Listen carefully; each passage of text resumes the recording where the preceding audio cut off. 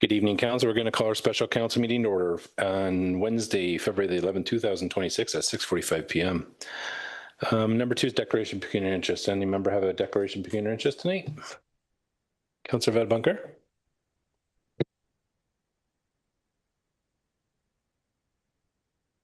Your Worship, perhaps this is dealing with this, the special meeting, so not on this, but later on I will address it. Thank you.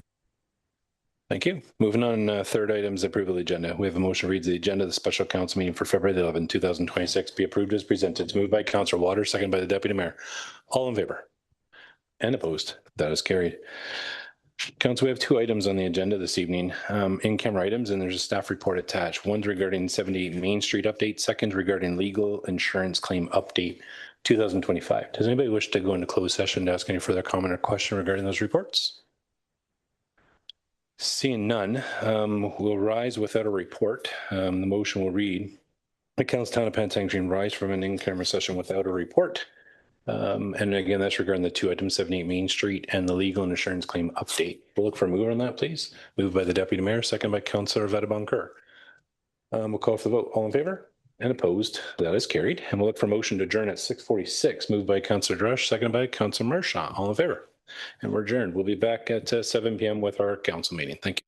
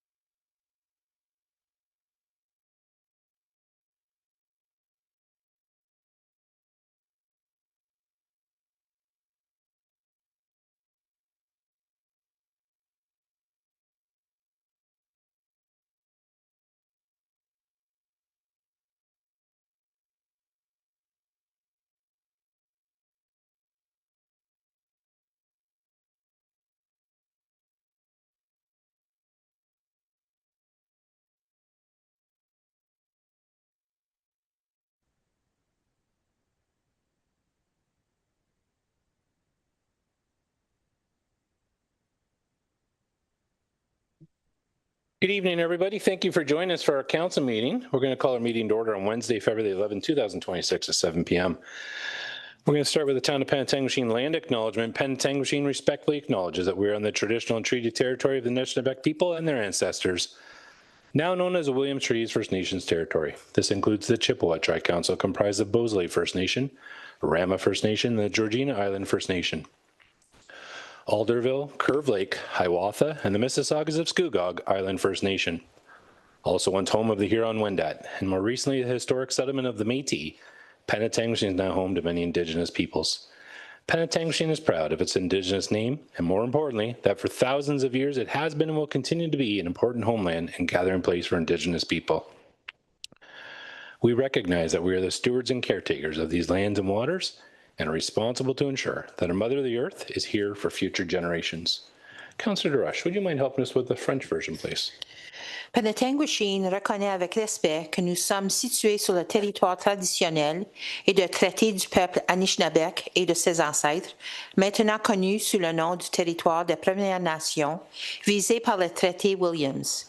Il s'agit du conseil tripartite des Chippewas, composé de la Première Nation de Beau-Soleil, de la Première Nation de Rama, de la Première Nation de Georgina Island, de la Première Nation d'Alderville, de la Première Nation de Curve Lake, de la Première Nation de Hiawatha et de la Première Nation des Mississaugas de Scugog Island. De plus, Penetanguishene était jadis le lieu de résidence des Hurons-Wendat et plus récemment d'un établissement métis historique. La ville héberge aujourd'hui de nombreux peuples autochtones. Penetanguishene est fière de son nom autochtone et le plus important du fait que pendant des milliers d'années, elle était et continuera d'être un important territoire et lieu de rassemblement des peuples autochtones. Nous reconnaissons que nous sommes les intendants et gardiens de cette terre et de ses eaux et que nous sommes responsables de veiller à ce que notre mère, la terre, soit présente pour les générations à venir. Thank you very much, Councillor Rush. Welcome, everyone, for joining our council's meeting this evening. We appreciate you attending and being with us. Council, I'm going to ask if we can rise. And Councillor Vedabunker, would you mind guiding us in our council commitment, please? Thank you, Worship. Council commitment for the town of Penetanguishene. We're grateful for the many gifts which have been bestowed on Penetanguishene and its citizens, including the gifts of freedom, opportunity, and peace that we enjoy. May we be worthy custodians of all that has been entrusted to us. We ask that all in attendance and those that could not be here assist us in promoting good government. May our decisions as members of council be enlightened, and may we all be strengthened in our awareness of our duties and responsibilities.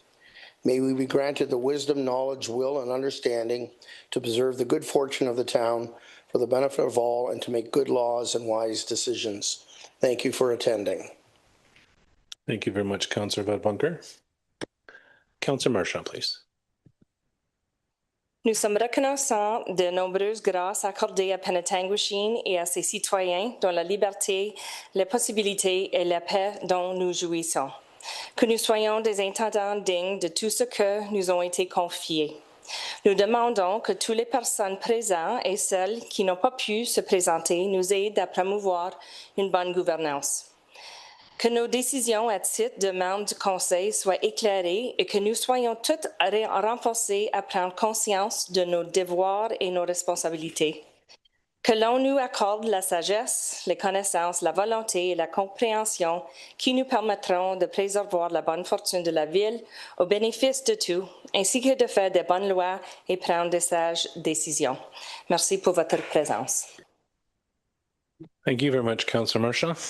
Council, I want to share with you, after our last council meeting, I had someone reach out to me and thank us for our council meeting. They appreciated that our land acknowledgement and council commitment was in English and French. They want to give kudos to us for that and for the way that we facilitated open forum. So thank you to you and thank you for Member Public for reaching out.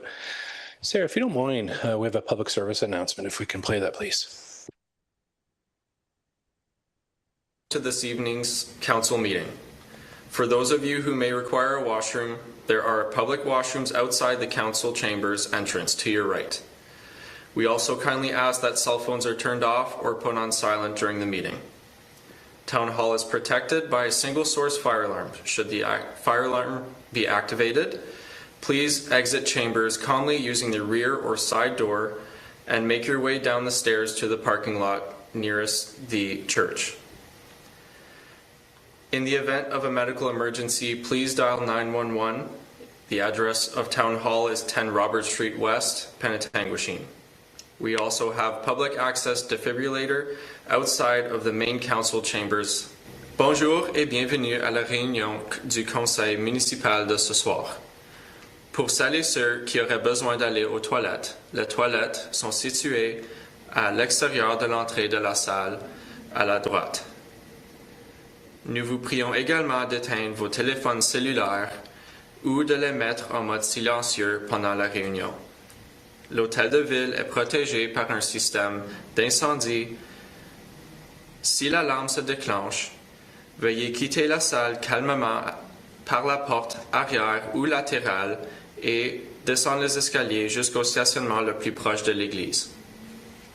En cas d'urgence médicale, veuillez composer le 911. L'adresse de l'hôtel de ville est le 10 rue Robert-Ouest à Penetanguishene. Un défibrillateur est également disponible à l'extérieur des portes de la salle du conseil.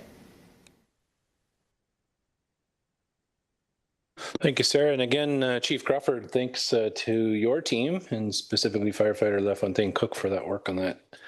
Council, we're going to move on. Next item is the approval of the agenda. We have a motion that reads that the agenda of the regular council meeting for February 11, 2026 be approved as presented. It's moved by the Deputy Mayor and seconded by Councillor Waters. Comments and questions? Seeing none, we'll call for the vote. All in favor? And opposed? That is carried. Number 6 is declaration of pecuniary interest. Any members have a declaration of pecuniary interest tonight? Seeing none, we're going to move on. Next item is open forum. Open forum is an opportunity for members of the public to address council about anything that's important to you. We're here to listen to you. We ask that you register with Madam Clerk. Before that, there is a time limit to 2 minutes. We ask that you don't engage in two-way debate with our staff. Direct your comments to council, and we'll keep our comments respectful. Madam Clerk, is anyone registered for open forum this evening? Thank you, Your Worship. There are 3 members of the public registered for open forum. The first one is Paul Wilson, who will be speaking in regards to 1500 Sandy Bay Road, which is also a public meeting item, which appears a little bit later in the agenda. Okay, Mr. Wilson, the floor is yours. You're welcome to speak now at open forum. Like Madam Clerk just mentioned, we do have a public meeting later in the evening where we'll be addressing this matter. In order to form part of that public meeting, you need to speak at that part of the agenda. So if you want to speak now, you're welcome to, but it won't make part of the formal public meeting for that Planning Act issue. You will for sure. Now, you're welcome to. The floor is yours. And again, 2 minutes. And thanks for coming. My name's Paul Wilson, and I'm a longtime resident of 209 Gordon Drive in Penetanguishene for 36 years. And I live directly adjacent to the proposed severance at 1500 Sandy Bay Road. I have a couple of points that I would like to bring up. And first is with regard to the rezoning map of Lot 1. It's an omission that I consider to be in that zoning map. Lot 1 contains a wetland inclusion as illustrated in map figure 2, which was jointly agreed to by WSP, the peer reviewer, and Azimuth Engineering. This is the map. Share it with council. This is the inclusion that I'm referring to. It's in the middle of Lot 1. The wetland must have met the criteria and satisfied the data collection points necessary to be considered for inclusion as a wetland in the EIS study by Azimuth and peer reviewed by WSP. Otherwise, it would not have appeared on this map, which was a part of the final peer review of the EIS study by Azimuth. So my question is, why then has it not been included in the new EP rezoning map?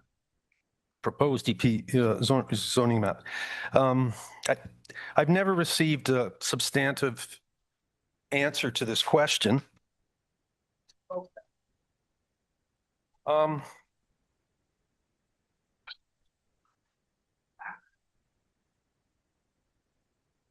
But it's been expressed to me that the area may have been removed as a wetland because it's displayed evidence of alteration by human activity. The fact is that the entire area in question has been impacted by human activity. It's not a pristine ecozone. The area is not virgin old growth forest. It has been logged in the past, and it's also not the first time the area has been considered for severance. In the late 70s, Jack Harvey. That's your 2 minutes, Mr. Wilson. You will have an opportunity to speak in the public forum, in the public meeting. Thank you. Yeah. Madam Clerk, did anyone else register for the public meeting? Sorry for the open forum. Thank you, Your Worship. Next up is Tim Ingram, who will be speaking in regards to 1500 Sandy Bay Road. Thank you. Welcome. Again, 2 minutes, and we'll address your comments to council if you can, please. The floor is yours. Thanks for having me. I live about 300 feet east of proposed lot 1. I want to address the creation of 3 building lots out of swampy land surrounded by swampland. See Azimuth study, page 6. Surface water in the wetlands reflects surface runoff as well as groundwater confined near the surface by the underlying silt. How can anyone in this room buy a swampy building lot? How could you build a proper foundation? How could this council create swampy building lots for sale to the public? You have not done your homework. Google how to build a home on swampy land. Just check it out, please. I have heard the landowner has offered lot 1 for sale to a neighbor for $175,000. Another report said this was for just a portion of lot 1 adjacent, one neighbor only.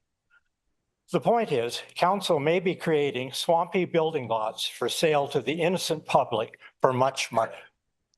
I have noticed council's response to our previous concerns where we have hired experts. These experts have not done the required hydrogeological work necessary as done in other municipalities. Azimuth, page 6, acknowledges groundwater confined near the surface by the underlying silt, but does not realize this prevents a proper and safe foundation. Your experts don't understand building foundations. You need to protect the public. Thanks for having me. Thank you for being here this evening. Madam Clerk, has anyone else registered for the open forum? Last up is Martin Prost, who's going to be speaking in this regarding the same matter. Thank you. So, okay, thank you very much. Madam Clerk, and that was the last one. Sarah, is anyone online that wishes to address council this evening? We have no one on the line this evening, Your Worship. Thank you very much. Thank you, everyone, for participating in our open forum this evening. We're going to move on to the next item, statement by members, an opportunity for council to share with the public the work that they're doing on your behalf. Councillor Marchand, please. Thank you, Your Worship.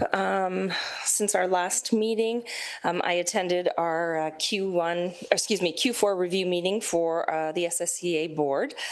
We had elections take place as well as our annual process as we go into fiscal year 2026.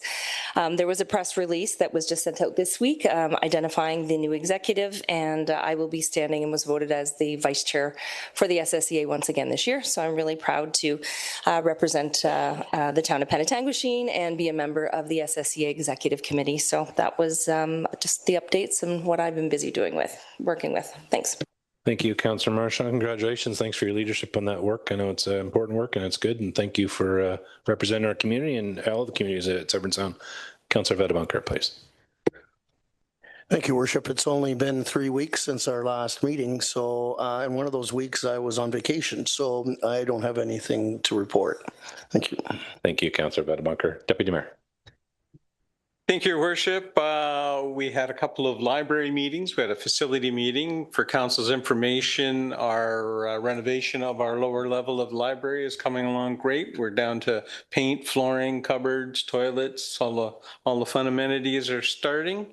We had an airport commission meeting. Obviously, we're having a little issue with snow out there, as everybody could imagine, but we have some new equipment. Things are running well.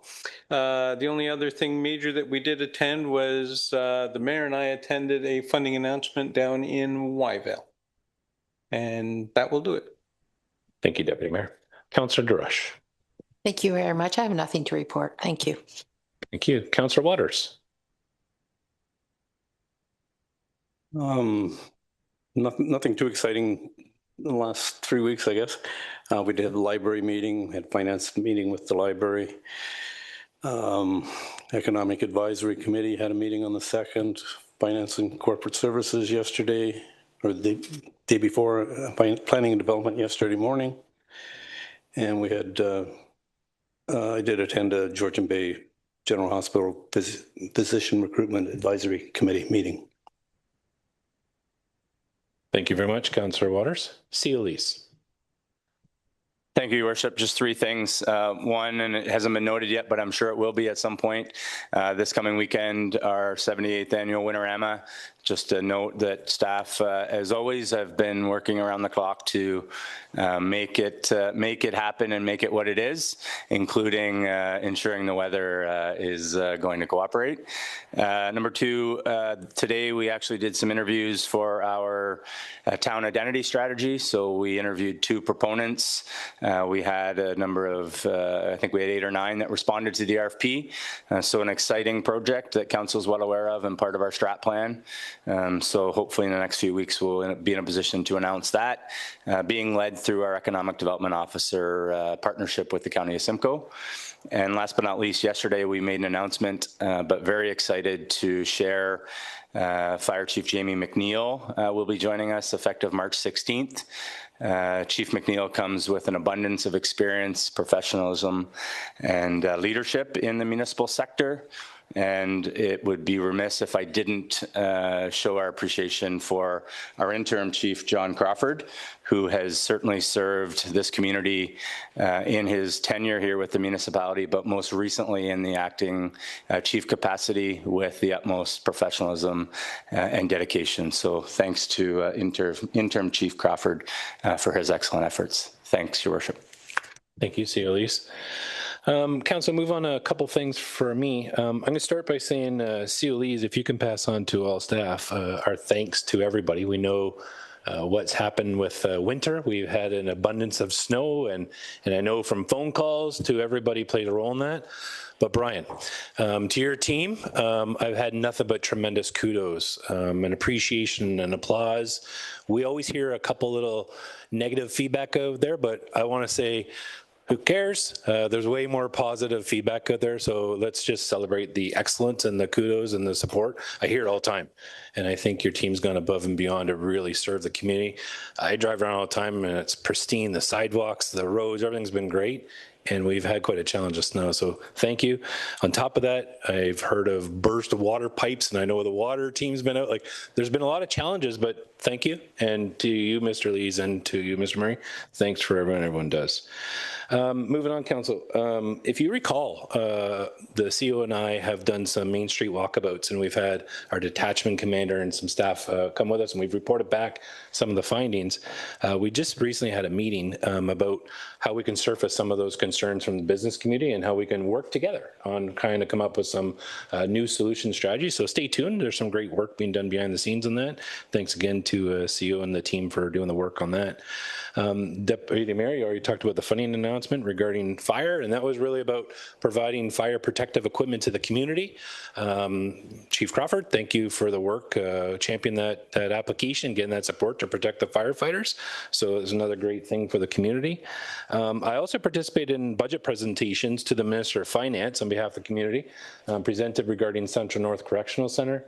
I presented regarding the funding application process regarding our multi-use recreation center, and delegated towards the heads and beds taxes. So that was good. The other positive thing for me was I got to go first. So unfortunately, I didn't stay for all of them this time, but we delegated for the town, and it was well attended and well heard. I also got to participate in a developer application, coming and talking to the community about some wants and needs of our community. It was interesting to hear what they had, but I want to highlight this one because they had tremendous kudos and appreciation for our staff. I won't say everything they said, but the tremendous kudos to Andrea, to you and your team for responsiveness, thanks and appreciation. They really highlighted other places they've been were not as responsive, not appreciative, not thankful, not in tune, not supportive. Like they went on and on and on. So Andrea, thank you for that work.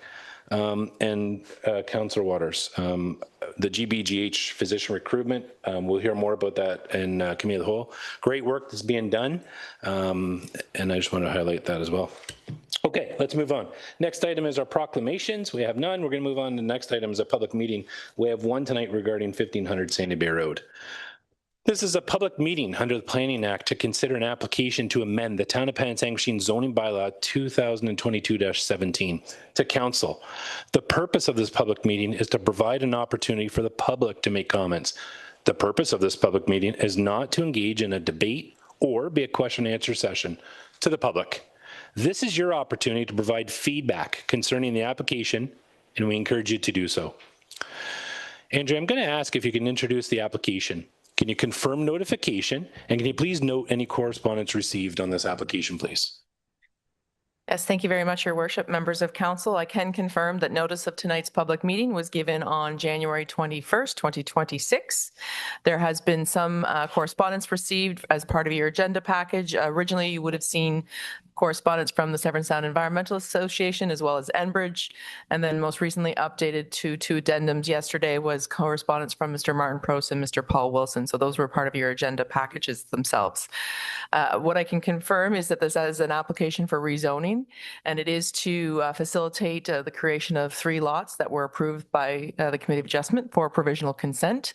One of those conditions was to recognize and identify on the zoning schedule the extent of the environmental protection zones that should be on the site, and this application serves that purpose.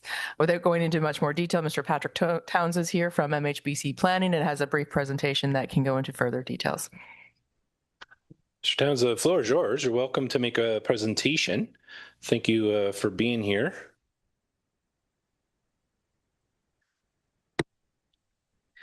Thank you very much, Your Worship, and thank you to Council. Happy to be here this evening. I understand the purpose and intent of the meeting tonight is just to provide a brief overview of the application, a bit of background on the property itself, and that's what I intend to do.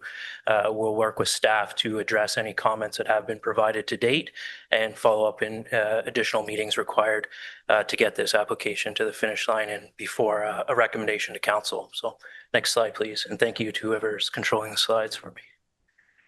Just to set the context, this slide shows the location of the subject property. Again, as mentioned, 1500 Sandy Bay Road, Gordon Drives to the north, along with Georgian Bay, and Watson Road to the south. It's a large property, which made it eligible for lot creation under the policies of the Town of Penetanguishene's official plan. Next slide, please. Just to provide an overview of the lots that were created through the lot creation process, the application for consent went to the Committee of Adjustment in September of last year. It was provisionally approved. Now there's a number of conditions that the owner has to fulfill in order to finalize the consent and to register the lots for sale. And that's what they're doing right now. So again, the committee approved the 3 smaller severed lots identified as 1, 2, and 3 on the screen right now. And the larger retained lot houses or contains the existing dwelling on the property that is there today. The severed lots are vacant and appropriately sized for future residential uses. Next slide, please. As mentioned, it's subject to conditions. One of those conditions is that a zoning bylaw amendment be obtained to recognize the agreed upon wetland boundary that was established by Azimuth, and WSP, who is the town's peer review, confirmed that boundary on site with Azimuth through a lengthy peer review process. So 2 experts in the field have looked at the boundary, and that's why we're here tonight. We're implementing the proposed wetland boundary itself, which will function as the EP zone in your zoning bylaw to protect that land for the long term. Next slide, please. And again, here's the figure that was referenced. The shaded green color is the proposed EP boundary. And again, that's the agreed upon boundary. that was established through the peer review process. Any development will be outside of that area. And if you go to the next slide, please.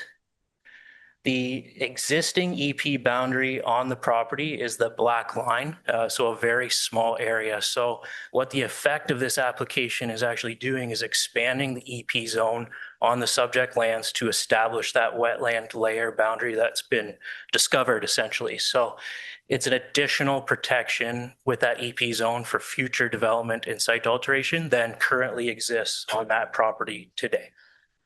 Next slide, please. And just in closing, again, we've reviewed the comments. We'll consider them in terms of a formal response with town and work with town staff prior to the next meeting. The application that's before you is only to implement the recommended EP zone boundary, which is the wetland boundary. That's the only amendment required to the bylaw, is to essentially change the mapping on the property. Again, the mapping layer has been agreed upon between the professionals at play here. SSEA's review, they signed off. And then again, it was a lengthy peer review process with WSP, who is the peer review consultant. No development will occur in the wetlands. The new lots are suitable size, meet the zoning bylaw for the future residential uses.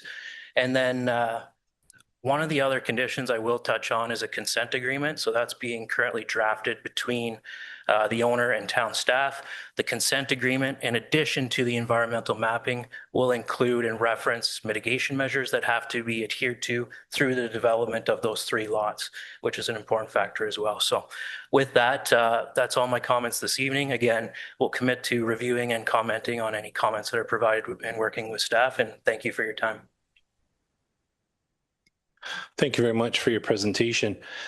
I'm going to ask anyone in the audience now, if you wish to make comments regarding this application based on land use planning issues relevant to the application, I'll ask that you make your way to the podium, state your name and address for the record, please.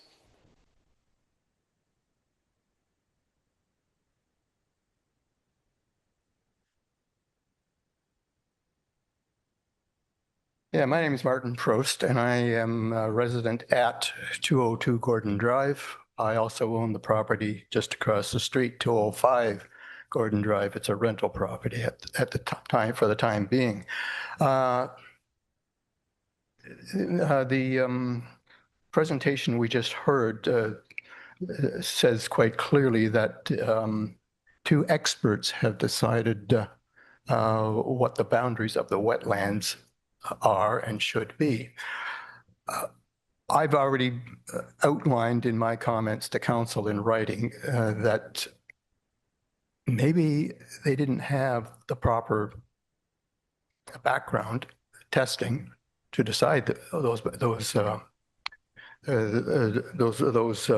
boundaries. And Paul Wilson has already pointed out that there's a significant wetland inclusion in lot number 1 that somehow disappeared.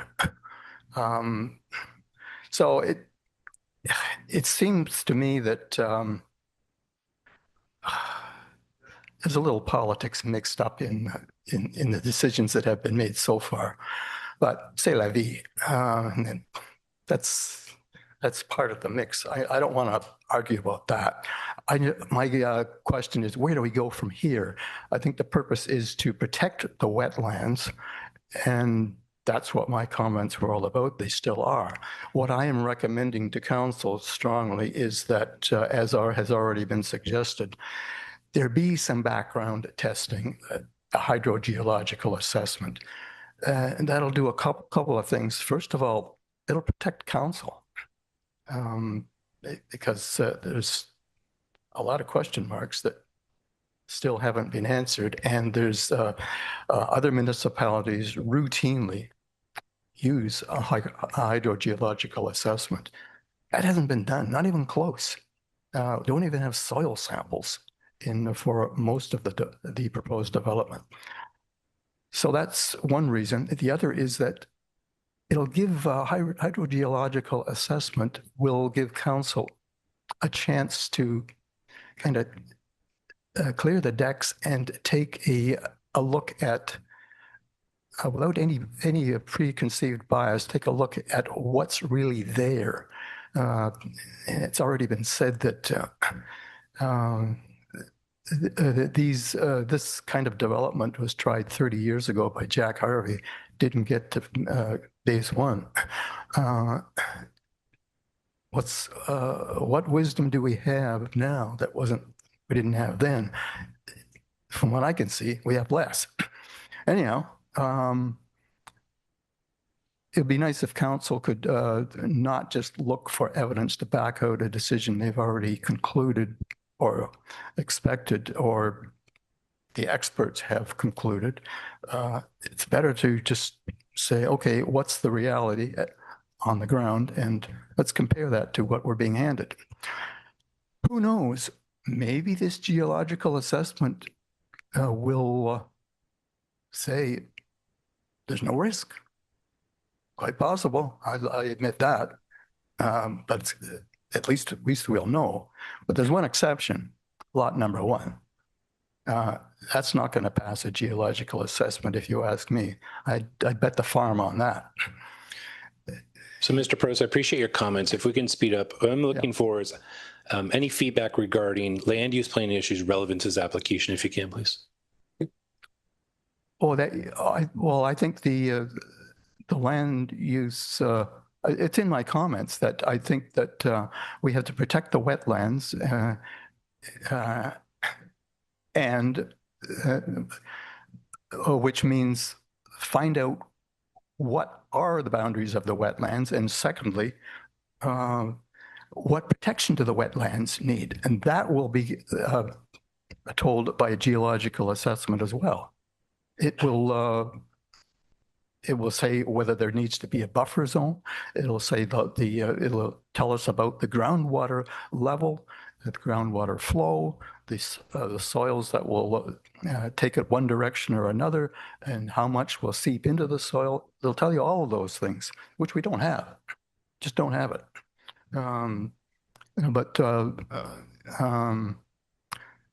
We already know that lot number one is a huge question mark, and there's been reference to the recent request by the applicant to get rid of lot number one. He hasn't asked council, but he's asked the residents, the adjoining residents.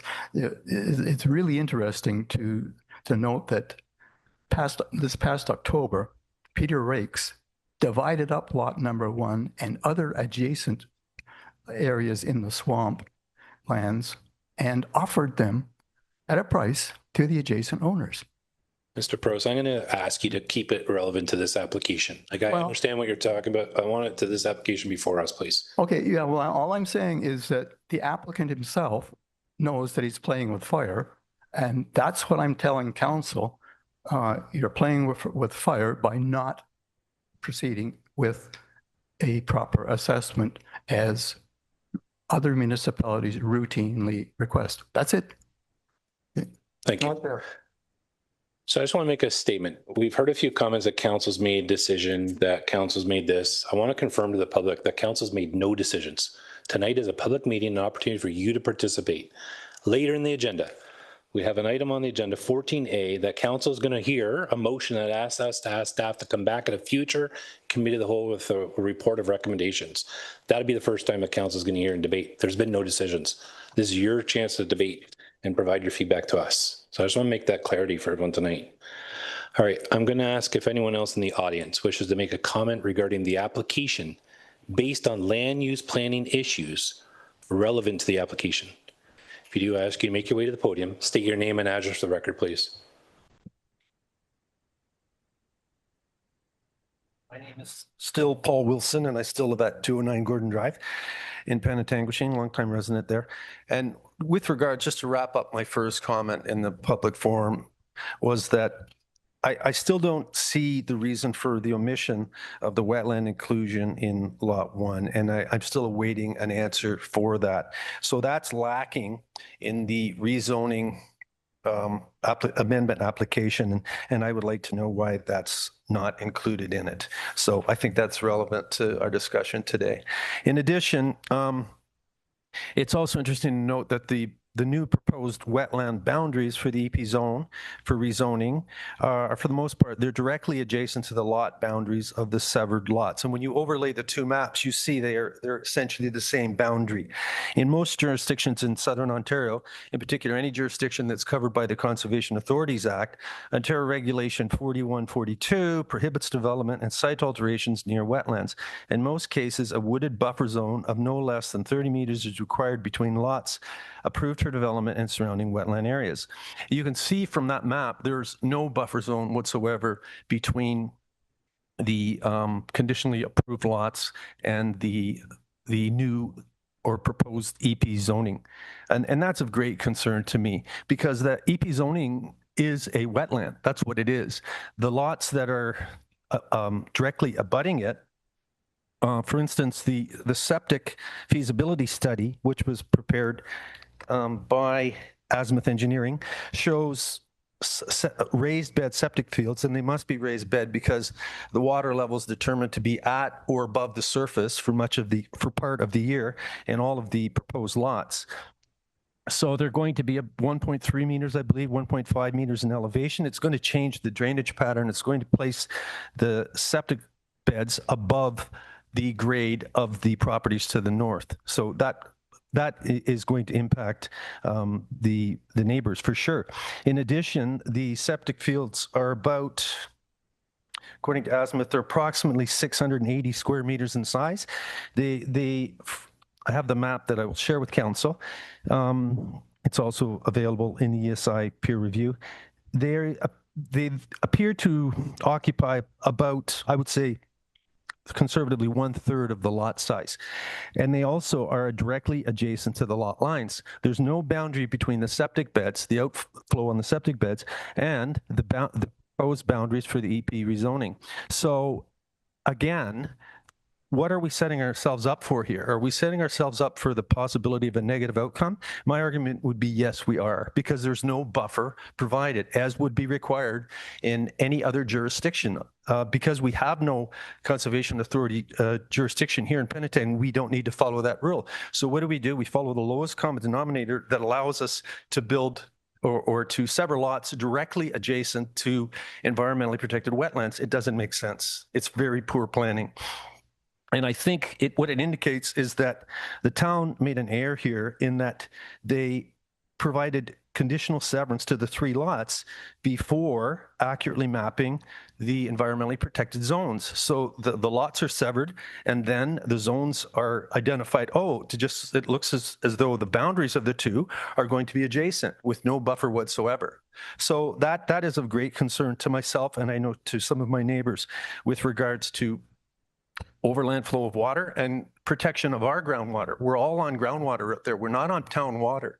So that area behind us, which is very wet, I also have photos I'd like to share with council that show what it looked like last April. And I suspect it'll look very much the same this April, with standing water on a good portion of, this is lot 1, a good portion of lot 1. Where's that water going to go? And what's going to be the possible negative outcome of it flowing into our recharge area? In the EIS peer review, it was WSP's opinion that although the proposed development may be feasible, additional assessment and information are required to conclude no negative impact, specifically in the absence of a vegetated buffer setback.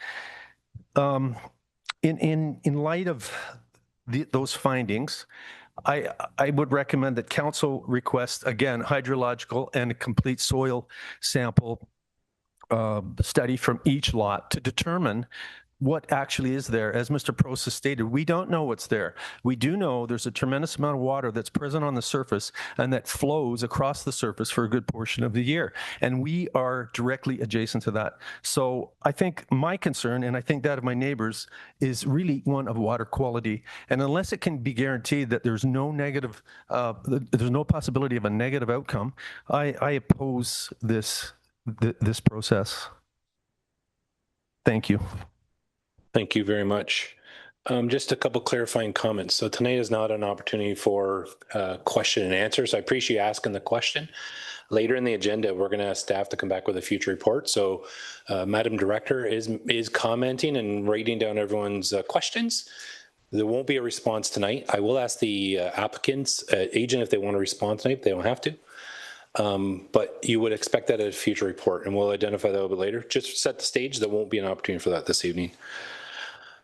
I'm going to ask again if anyone in the audience wishes to make a comment regarding the application based on land use planning issues relevant to the application. If you do, I'm going to ask you to make your way to the podium, state your name and address for the record, please.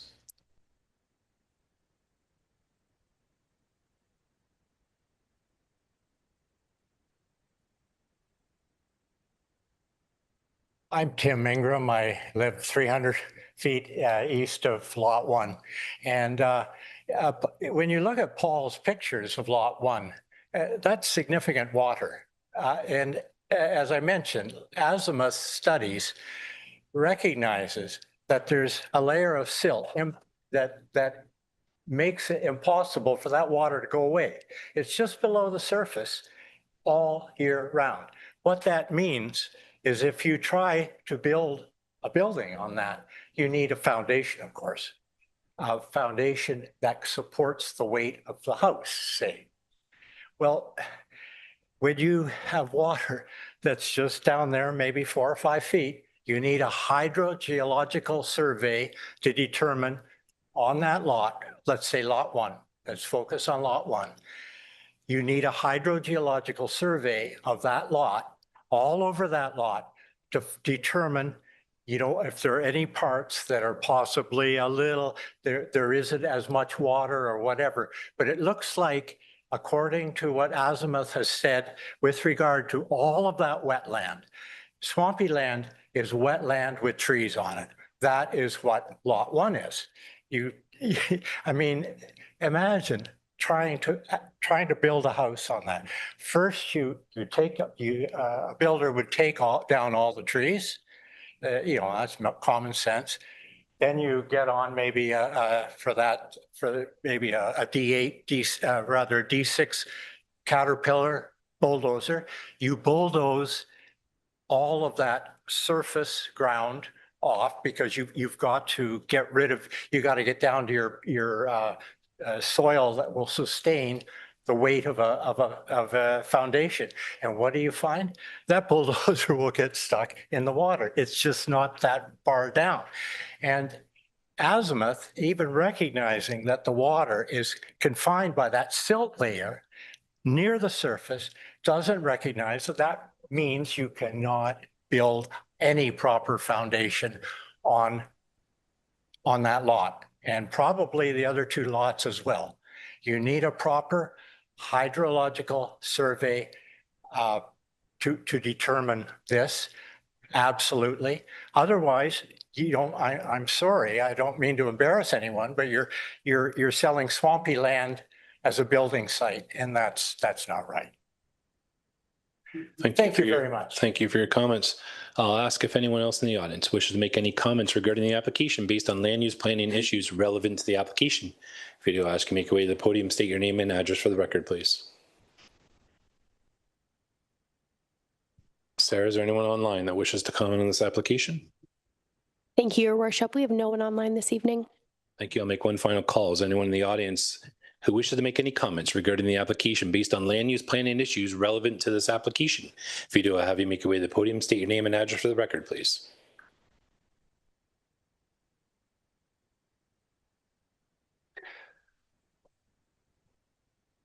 Council, I'm going to ask if you have any comments or questions regarding the information that's been presented this evening.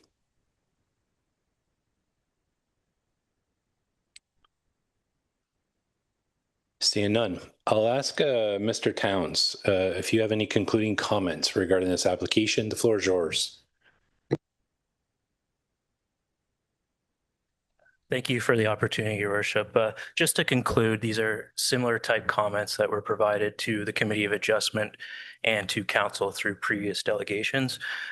Rather than going through each one this evening, there's some technical input that we can borrow from the peer review and the studies that have been provided. So we'll commit to responding to the comments in writing after the meeting this evening. We'll take it back and work with staff to address those as we move through the process. So thank you. Thank you very much. Andrew, I'm going to ask if there's any concluding comments from you on behalf of the municipality and staff. I'll also ask if you could please identify the process. I think there's a little bit of misunderstanding on the process. Can you just help the public understand what's the next steps, what can they expect, and how can they be informed about the process, if you don't mind, please? Sure. Thank you very much, Your Worship. So the next steps is that we will consider the comments that we've received tonight from the public, as well as any that will come up maybe later with the council conversation. We'll take a look at those comments. We'll prepare some responses. We'll talk to some of the experts if there's any feedback that we can glean from them. Anybody that's left their name and contact information with the town will get notice when a recommendation report or the follow-up report is ready for council or committee of the whole to consider. So if we have that contact information from you, we'll ensure that you get notified of when that's going to be discussed at a future council meeting. I can't predict if that's going to be next month or 2 months from now, but you would have an opportunity to at least be aware of the conversation that will happen next with council for recommendations. Following that report at committee of the whole, it would be the next month at the council meeting where a bylaw would be presented to council for passage. And that bylaw, if approved, would then require us to give notice to those who, again, who've left their name and contact information with the town of the approval or refusal of the zoning bylaw amendment, and outline the appeal process if you're eligible for that. So that's the next steps with the application itself. And I just would note, I don't have, sorry, Tim, your address. I'm sure I can find it, but I just didn't catch you say what your address was, just 300 feet from the property. So if we can get that or an email address from you or leave it with the clerk, we can ensure we have your contact information. Thank you very much, Andrew. And just to conclude what Andrew mentioned, Madam Clerk would be happy to take anyone's information. We'll make sure you're up to date with the information. I'm going to conclude this public meeting. Thank you for your attendance and participation in the public meeting.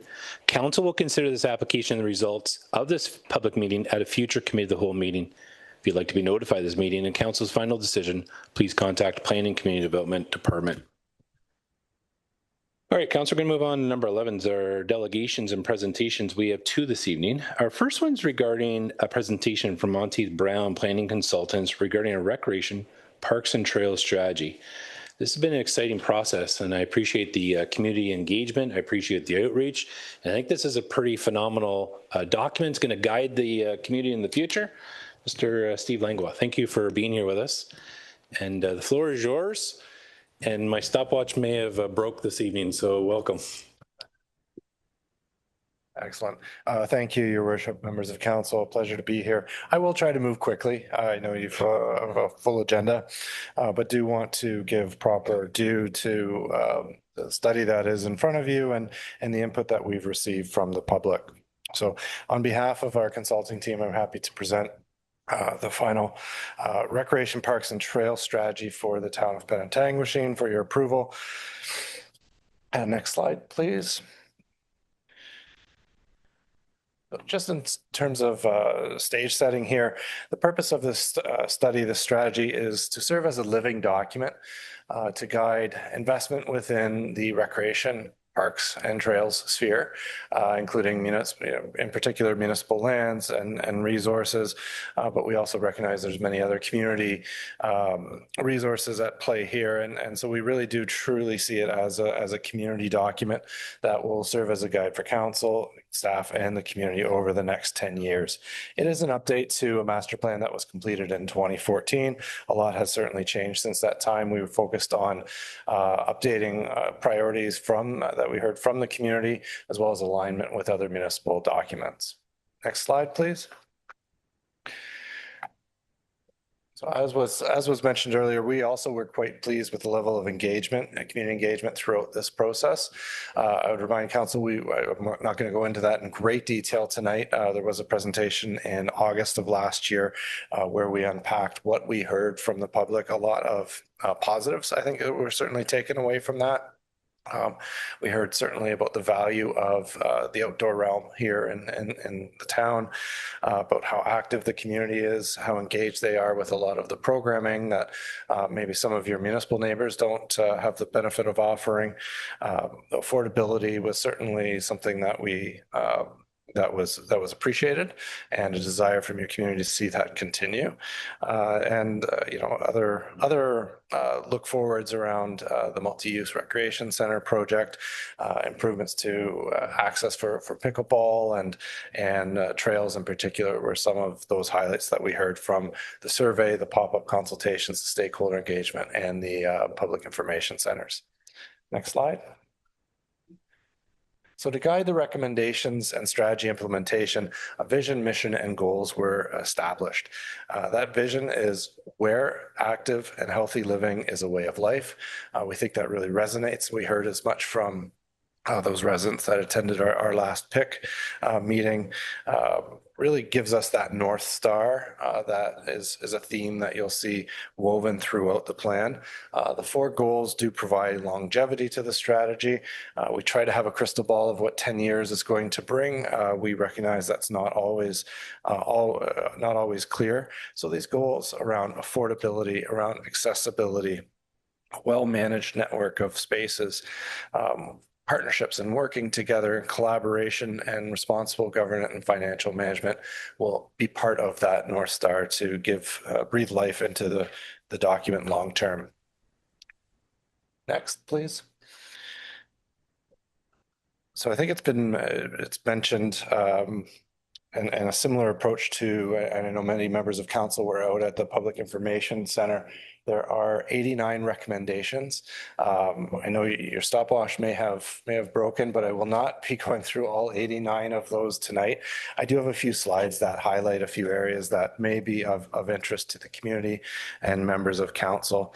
But I would like to just to orient the group to what these recommendations are and what they aren't. Again, the strategy is really that long-term guide for the community, for your administration. All recommendations have a desired timing and a level of priority associated to them. So there'll be a need to stage this. Typically, a lot of this is done through annual work plans, the work of your committees, and the budget process. You're not being asked to commit to funding everything in this plan tonight. I think that's an important qualifier, but you are being asked to endorse the vision and to commit to working proactively with others to achieve that vision over the course of the 10-year life of this plan. So as much as there are some cost estimates in the plan, a lot of these, anything requiring capital funding or operating impact will be referred back to council through your normal course of business. Next slide. So the plan itself, strategy includes a number of sections that speak to different aspects within your Recreation and Community Services department. Service delivery and programs being one of those. This is not your bricks and mortar, but it's how you animate the spaces that you do have. You'll see a few recommendations here, really just highlighted and paraphrased for interest. And all of this really refers back to what our research had indicated, those steady drumbeats that we heard from your community and other best practices in the sector. So one of the things that I would mention, and I see that you have this wonderful display about your community-based strategic plan behind me. Many of those recommendations in that community strategic plan were very much focused or aligned with the recreation, parks, and trails sector in your community. It's very forward-facing, it's very public, and again, it's a strength of your community. So we reflected on that, and recognize that as the town grows, just making sure that there's an appreciation of a need to align staffing with those priorities of council and those priorities of the community. So there are some recommendations in there, and I know this, the idea around staffing levels that gets referred through the budget process, but there are potentially some areas that over time we see could require additional attention. Initiating regular information sharing forums. Again, the public was very appreciative of the time spent through this process with them. They want to see more of that continue. And there are a number of other recommendations relative to user fees, allocation policies, recreation programming, and how your committee structure works. And some of these are conversation starters, I think, in particular the committee recommendation around just making sure that that works for your administration and your overall political composition. Next slide. Section 6 will deals with recreation and parks facilities. On this slide, you'll see a few recommendations around key indoor facilities and infrastructure, and several of these tie back to the work that's already been approved and endorsed through council and in the Arena and Recreation Center study around the proposed MRC. And working with other partners, potentially the curling club, for example, as you build towards that vision for that facility, tracking and coordinating arena use, recognizing that there's a real regional aspect to how participation occurs within your community and North Simcoe, and making sure that's all part of the equation. The plan does not recommend an indoor pool, but we did hear some interest from your community in that. There's a number of reasons for that, but one is certainly that you have a wonderful partner already in place in the town, and just underscoring the need to continue to work to foster and support partnerships such as that. Next slide. Switching to outdoor, the park system, I think is certainly one of your another one of your strengths. Hard to tell on days like today, but we know when our spring and summers do come, they're sometimes too short. We want to get out and use those spaces, and certainly heard a lot of interest from your pickleball community. We think you're on the right track with that and with what's been happening there, but just want to continue to support them in the best way possible that balances overall park use with the needs of that particular interest group. So formalizing maybe some additional line painting at McGuire Park, maybe looking at opportunities longer term for reuse of some underutilized amenities at Phil Marchedome Park, and there's other recommendations as the town grows towards what some of those outdoor amenities might look like. Next slide. So sticking with the outdoor theme, parks and open space, and we get into a little bit of parkland policy and a little bit of other park renewal projects here. There are recommendations around, again, policy and formalizing what that, I guess, giving staff and council the tools and guidance that they need to address development applications as they come relative to parkland dedication. So there's quite a bit in the plan around that. Formalizing the Church Street Rolling Sands property as a municipal open space. All of these would have their own sort of process to them that exists outside of this strategy, sometimes through formal amendments and sometimes through more community engagement processes as well. And there's a number of properties that you'd look over the course of the next 10 years to do some more detailed planning around, whether that be Memorial Park, Huronia Park, and Rotary Champlain Wendat Park. Next slide. Through our resources on our consulting team, we work to do a detailed trails assessment and establishment of key guidelines and standards.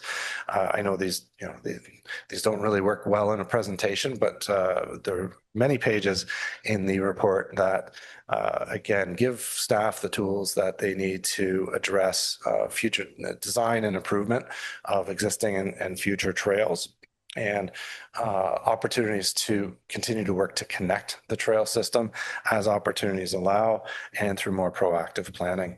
One of the items that we heard was also signage, wayfinding, mapping of our trail assets, and really focusing on and ensuring that people are able to make informed decisions and safe decisions as they use that trail network.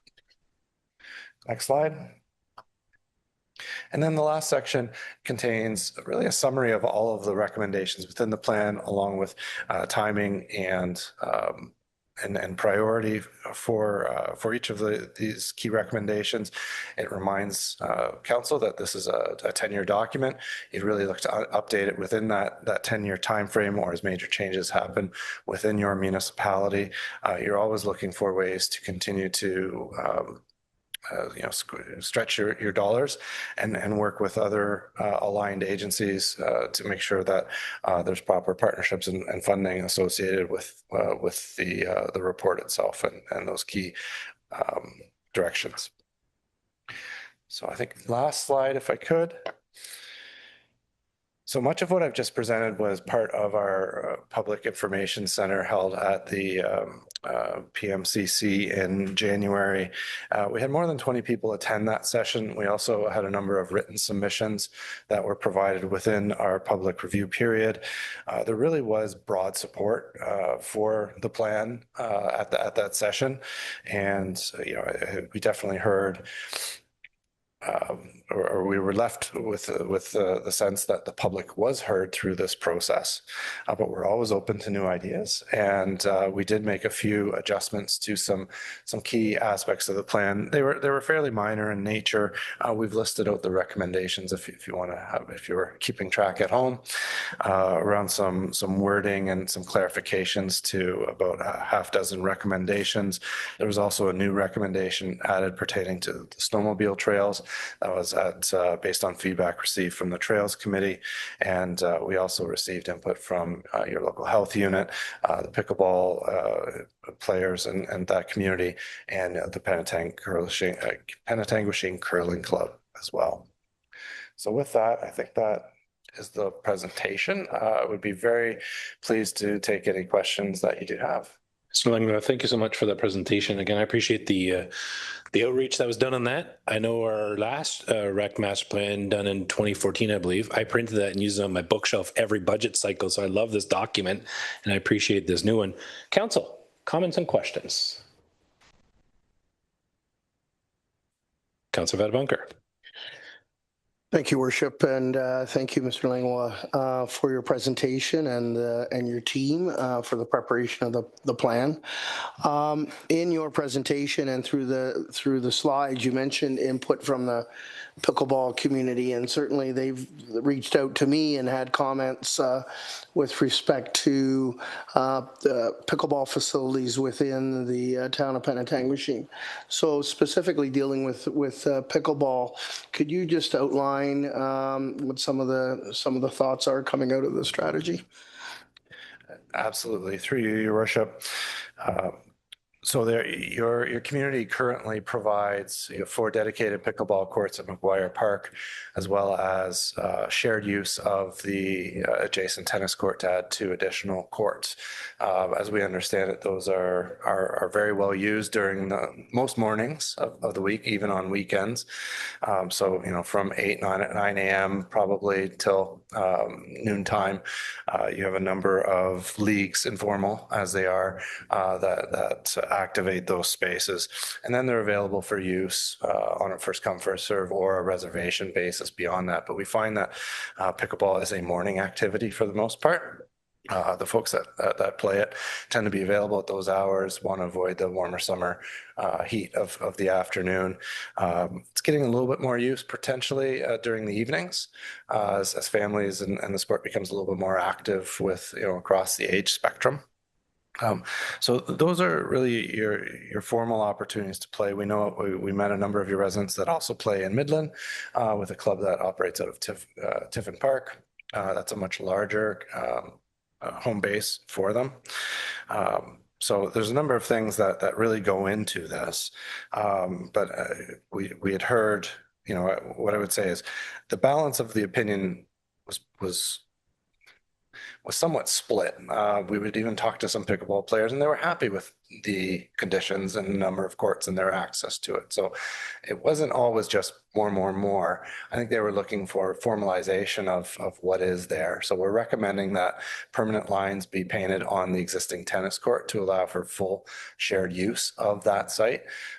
It makes best use of it. There's not a lot of tennis use during at that time of day. So you can formalize use of that. We also recognize that this is still, in some ways, an emerging sport. It gained a lot of steam during the pandemic, and there could be the potential as the town grows for additional courts. So we've allowed for the potential to add a two-court complex at a future park site, or potentially at that could be evaluated at an existing park site to allow for some additional opportunity over time. The one thing to be mindful of, and we've certainly, this is, you'll see news items relative to this, but it's been on the radar for some years, is the potential for noise or nuisance related to this particular activity. So the more courts you offer at one location, and the proximity of that location to residential uses or other sensitive land uses, and the mitigating factors in between, is becoming a consideration. We're aware of several municipalities that have had to remove courts or eliminate or restrict their use based on that. So that would play a bit of a role in terms of, if there was a proposal to say, build 12 courts at McGuire Park, we would not be supporting that largely on that basis. But on the whole, we'd like to see a little bit more use of the courts during maybe some of the quieter hours, not quieter in terms of nighttime, overnight, but like afternoons, early evenings. And I think that would illustrate that those are being used to their capacity. Thank you. Council, any further comments or questions? Deputy Mayor. Thank you, Your Worship. Steve, when I looked through the report, I didn't see any requirement for us to acquire or build any new parks. Did I just miss that, or is that where we're at?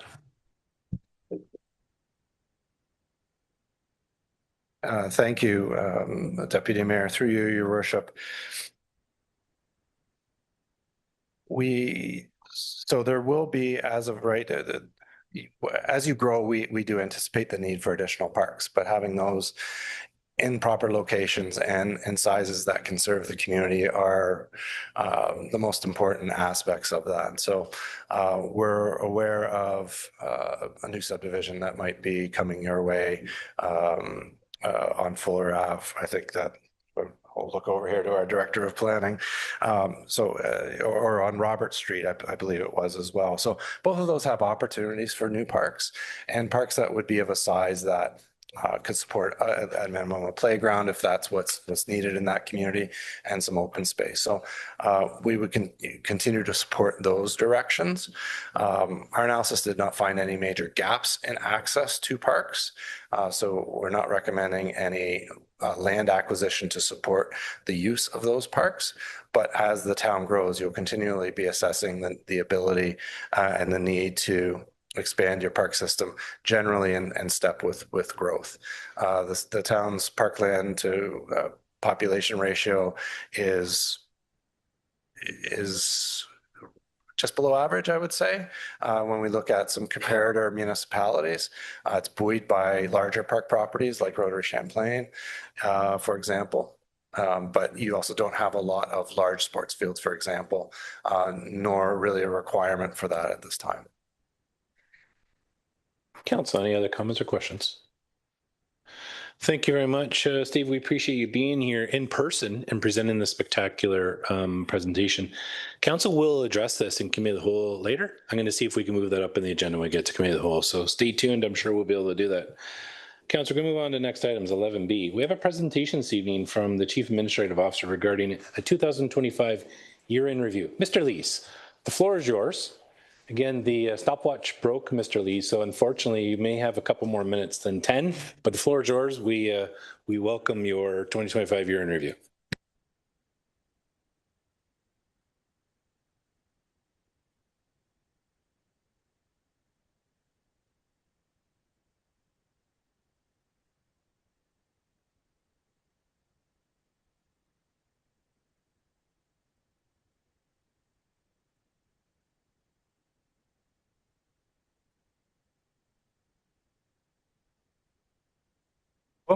Going to kind of share some tidbits of information that we think would be useful and helpful for members of council and members of the public. So if we move to the next slide, please.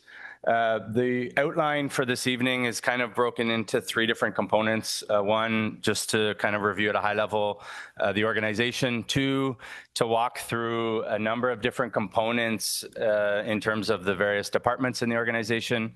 And three, to just touch very briefly on the strategic plan progress and its overview for the year. If we just move to the next slide, please. So this slide here is kind of just gives a snapshot of the organization as a whole. It's a very busy slide, and I appreciate that. However, it really touches on the various service components that we provide to the community from an administrative standpoint, and touches on kind of the split between our full-time staff, our seasonal staff, and then our leadership team as a whole. As I've said before, in the municipal sector, I'm not sure that there's an industry that provides as many impactful services to residents than that of what we do here in the municipal sector. And that's me tooting our horn here in the municipal sector as it relates to what the province does. And they have a different set of services they provide, and as do the feds as well. If we move to the next slide. This next slide. So we're kind of going to dive into the various service areas now. And when we look at corporate services, and it's kind of split between administration and mayor and council support, there's a number of pieces on here. Some of the highlights include, as was noted earlier, we did just shy of 4 days of business walkabouts. So getting out there, engaging in the community with the mayor. Economic development was supporting that as well, in addition to our friends at the OPP. We had a continued focus organizationally on updating our standard operating procedures. So I'm ballparking here. And 2 years ago, I stood here and told you that we had just north of 250 SOPs. That number, I believe, is upwards of 500 organizationally. When you look at the various SOPs, standard operating procedures, amongst our various business units. So a real big push on getting those completed. I think we're making excellent headway. But as you can imagine, as new things occur, it does require and drive additional SOPs. We hosted a very successful event in conjunction with Legislative Services, as well as our Recreation and Community Services team on September 13th, the tri-party event, the Penetanguishene 150, the Week of Welcome, as well as the Doors Open event. So very successful event. And then lastly, in conjunction with our Director of Planning and Community Development, we did present at the county conference from an emergency management standpoint as it relates to lessons learned with our building collapse on our main street. When I think about mayor and council support, we delegated throughout the year 4 times between both the Roma conference and the AMO conference on various topics. And then through mayor and council support, we also took opportunities throughout the year on 12 different occasions to celebrate different community events and different community groups raising awareness through flag raisings. If we move to the next slide, and we're going to talk a little bit about legislative services and technology and communications. From a legislative services standpoint, 73 meetings throughout the year, which meant coordination, agendas, minutes, and then actually attending those. So if you think of it, every 3.5 days, our legislative services team was facilitating and hosting from that lens a meeting. As we all know, our team facilitated a very successful volunteer appreciation event through our legislative services team. And then another piece that was handed down to us from the province was strong mayor powers. And that came about very quickly. We certainly had a little bit of lead time, but the turnaround for that was extremely tight. And through our team, we positioned ourselves very well. And I actually think that we were a leader in the sector as it related to a number of different things that we enacted in accordance with that legislation. From a technology and communications standpoint, we launched a website accessibility and multi-language tool. So in that case, council will recall and the public will recall, we asked for and through our team, we got A plus B plus C plus D. So we got much more than what we originally were anticipating, and just a tremendous news story for the community. We launched our citywide website portal, so it's a service portal for the community that we also use internally from a work order standpoint. And then lastly, we finalized the device compliance. So it's a program, or it's a system to essentially combat phishing and all the nasty things that go on out there in the IT world. So huge step in the right direction for us as an organization. If we move on to the next slide. From a human resources standpoint, we implemented ADP as our payroll processing system, which was a huge endeavor. Did not happen in a series of weeks or months. It was many months of lead up time, but then also implementation. Over just shy of 1,100 training hours coordinated, which included 2 very important all staff training sessions around respect in the workplace, but also customer service and resolving conflict. So very critical to our day-to-day operations as an organization. And then we conducted over 120 recruitment interviews throughout the year. So that's time, energy, and effort that's required to make the wheels continue to turn round and round as an organization. If we move on to the next slide, and we'll talk a little bit about finance. So our $25.7 million operating and capital budget was approved on December the 10th by council. Again, I think we're very much a leader in this field as it relates to not only the process we do, but also the timeline in which we have our budget approved municipally. We also transitioned, very exciting, to our Simcoe County Municipal Insurance Pool. So not only was there financial savings, but from a staff time perspective, from an efficiency standpoint, and also from the perspective of elevating our game in a risk management lens, just a tremendous transition that we made as an organization, and certainly appreciate council's support in that. From an accounting lens, there's some facts, some data, some really kind of interesting numbers here, but really continues to, lots and lots of property tax bills being issued, utility and water bills being issued, and then collection of $20.1 million in property taxes and utility bills. So huge numbers. And again, it doesn't happen without the resources behind the scenes to do that. If we move on to the next slide, we'll talk about fire and emergency services. We had 250 emergency responses in 2025. So really every 36 hours or every day and a half, our dedicated, professional, committed men and women in the service are out there responding on behalf of the community, and recognizing some have different levels of a catastrophe, if I can say that. But at the end of the day, they're still out there responding to these calls. 661 fire permits sold.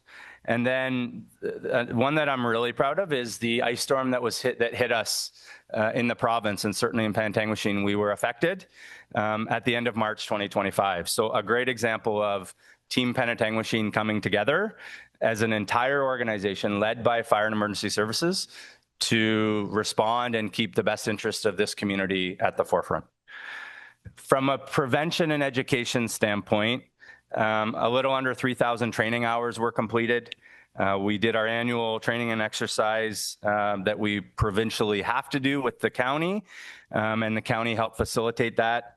And then we visited a little under 600 homes through the Home Safe Home program.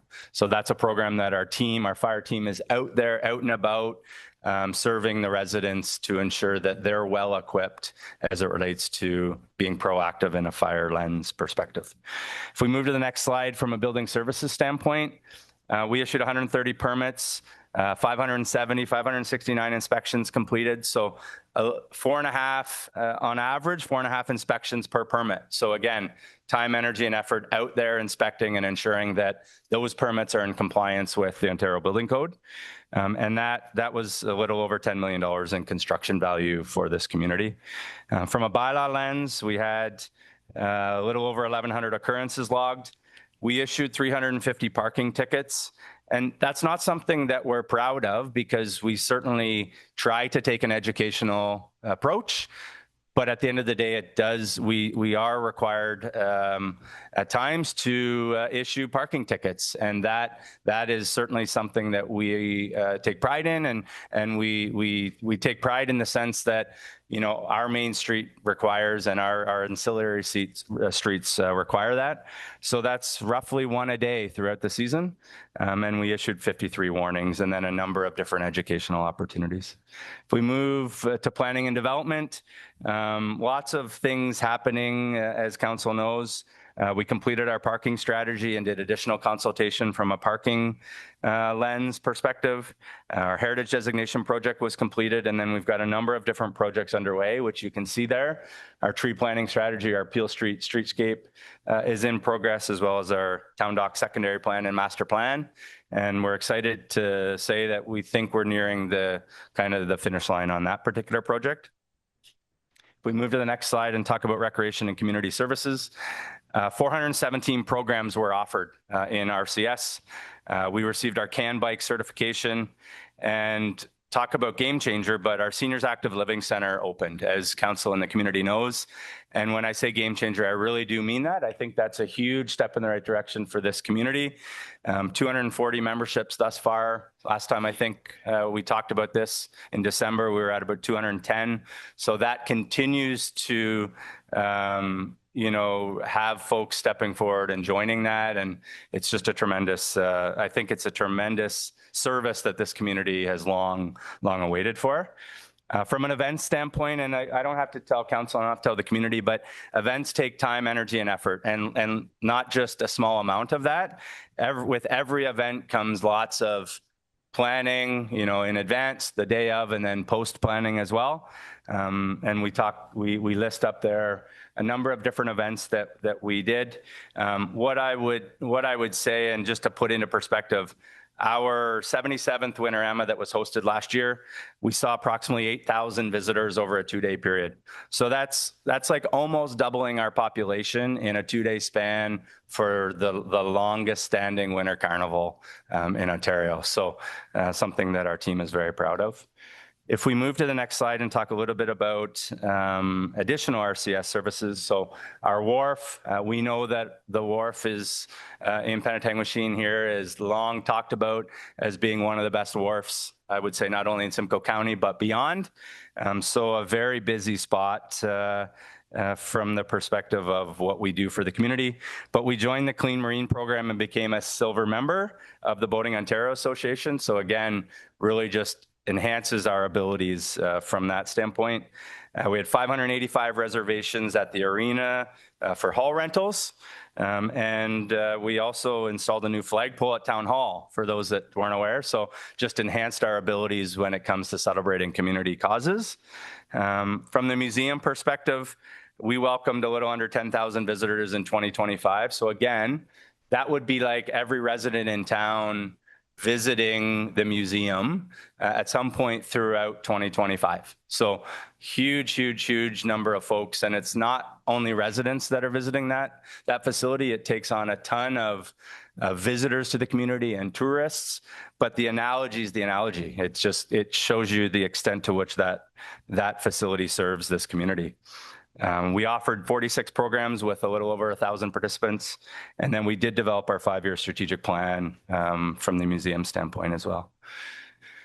From a transportation environmental services standpoint, we completed a whole host of work orders, and I won't read off the numbers, but what I would say is when you take into account the water and wastewater work orders, when you factor that in over 365 days in the year, that's like our team closing off 8 work orders a day between water and wastewater. So a tremendous amount, some of which are internally driven, but also a number of which are externally driven. We made some important repairs to the Fox Street tertiary treatment facility. From a road standpoint, again, a little under 11,000 work orders completed. We constructed our new wash bay. We replaced and relocated our sand and salt dome. So 2 very important projects from the perspective of being environmentally prudent. And then, as everyone knows, we've made some more very critical improvements to the Robert Street and Fuller Avenue intersection. So if we move to the next slide, and I'm nearing the end, Your Worship, I promise. Strategic plan. This kind of just gives a snapshot of the strategic plan because I think this very much relates to everything I've just talked about over the previous slides. And you know, we have 17 short-term action items over the 0 to 5 year time frame. And as you can see there, about 90% of them are in progress, which is tremendous. When you look at our medium-term action items, we have 23 of them. And about 25% of them are either in progress or completed. And then we've got a few long-term items, and then we've got 9 kind of ongoing action items that span over that 20-year horizon. If we move to the next slide, and this really just, you know, the purpose of this slide is really just to send the message that although I'm here sharing and providing this summary to council and the community, there's a whole host of people, not only that's sitting at this table, but also a whole host of people on the front line in this organization that have made this all possible in terms of what I've shared with council and the community. So a great quote there that I felt was very much applicable as it relates to the unity and the teamwork and the collaboration that we as an organization do day in and day out. And I know that council and the community appreciates that. So Your Worship, members of council, that's the end of the presentation. I'd be happy to take any questions. Thank you, Mr. Lees. I had a great opportunity to speak with a friend from the media tonight.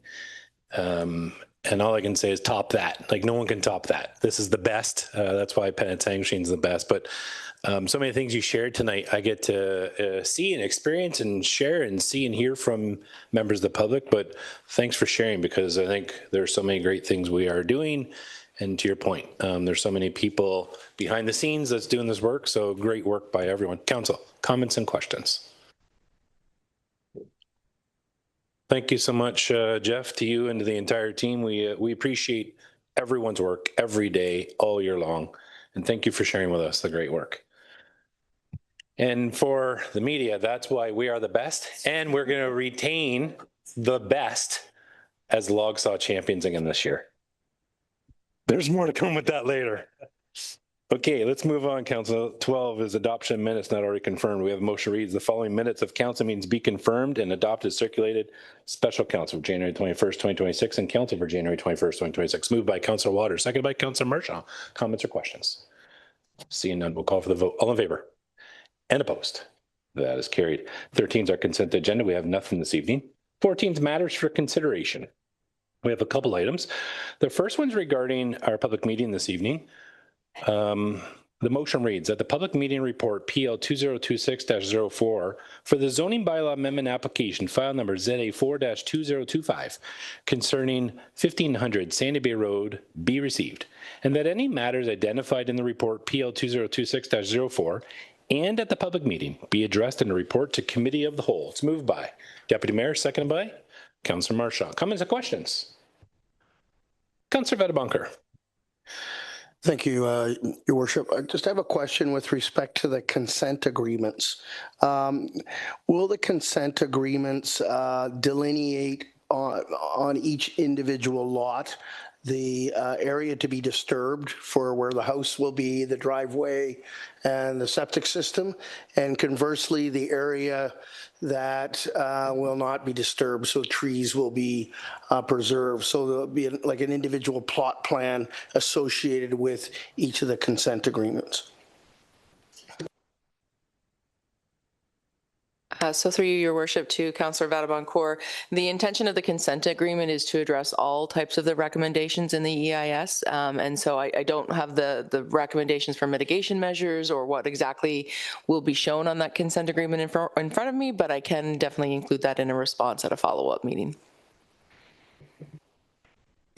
Thank you. So, you know, as part of the deputations dealing with the zoning amendment, there was talk about the buffers from the lots to the lands proposed to be zoned EP. And I was thinking during that presentation that if a portion of the individual lot that backs onto the lands proposed to be designated EP is left in its natural state, that could form part of that buffer that was referred to. So that's why I was inquiring with respect to the plot plan and delineating the various components for each of those lots. Thank you. Thank you, Councillor Vandenbonker. Council, any further comments or questions? Seeing none, we'll call for the vote. All in favor? And opposed? That is carried. Next item, 14B, is regarding the Buy Ontario Act implications. Council, the staff report's attached. Staff's reviewed this. This does have some implications from staff reporting, cost implications, and staff's looking for our confirmation to provide response to this. Before I read the motion, does anybody have any comment or question for staff? Seeing none. The motion reads that a letter of support be sent to the Ontario Good Roads Association regarding the regulatory changes to the Buy Ontario Act, and that staff be directed to submit comments to the Ontario Regulatory Registry related to the Buy Ontario Act as outlined within the memo. It's moved by Councillor Vandenbonker, seconded by Deputy Mayor LaRose. We'll call for the vote. All in favor? And opposed? That is carried. Moving on, 15 is our presentation consideration of the report for Committee of the Whole. So for clarity, Council meets. When Council is done, we adjourn, we move into Committee of the Whole. The reports that we talked about last month, Committee of the Whole, comes forward the next month for Council discussion, revision, and ultimately approval. So tonight we're going to look at what we discussed last month. We're going to ask the section chairs to present those. We're going to start with Transportation Environmental Services section. Councillor Vandenbonker, please. Thank you, Worship. I'll be quick. At the January 21st Transportation Environmental Services section meeting, there were no consent items. There were no matters for consideration, and there were no additional referrals. The three existing referrals, septage disposal and treatment, level of service policy, traffic calming measures were confirmed to continue to be on the list. And in fact, at our Committee of the Whole meeting immediately following this meeting, the level of service policy and the traffic calming measures will be on the agenda. So it's moved by myself and seconded by the Deputy Mayor that the recommendations from the Transportation Environmental Services section in the January 21st meeting be approved as presented. Thank you. Thank you very much, Councillor Vandenbonker. Does anybody wish to pull anything from that report for further comment or question? Seeing none, we'll call for the vote. All in favor? And opposed? And that is carried.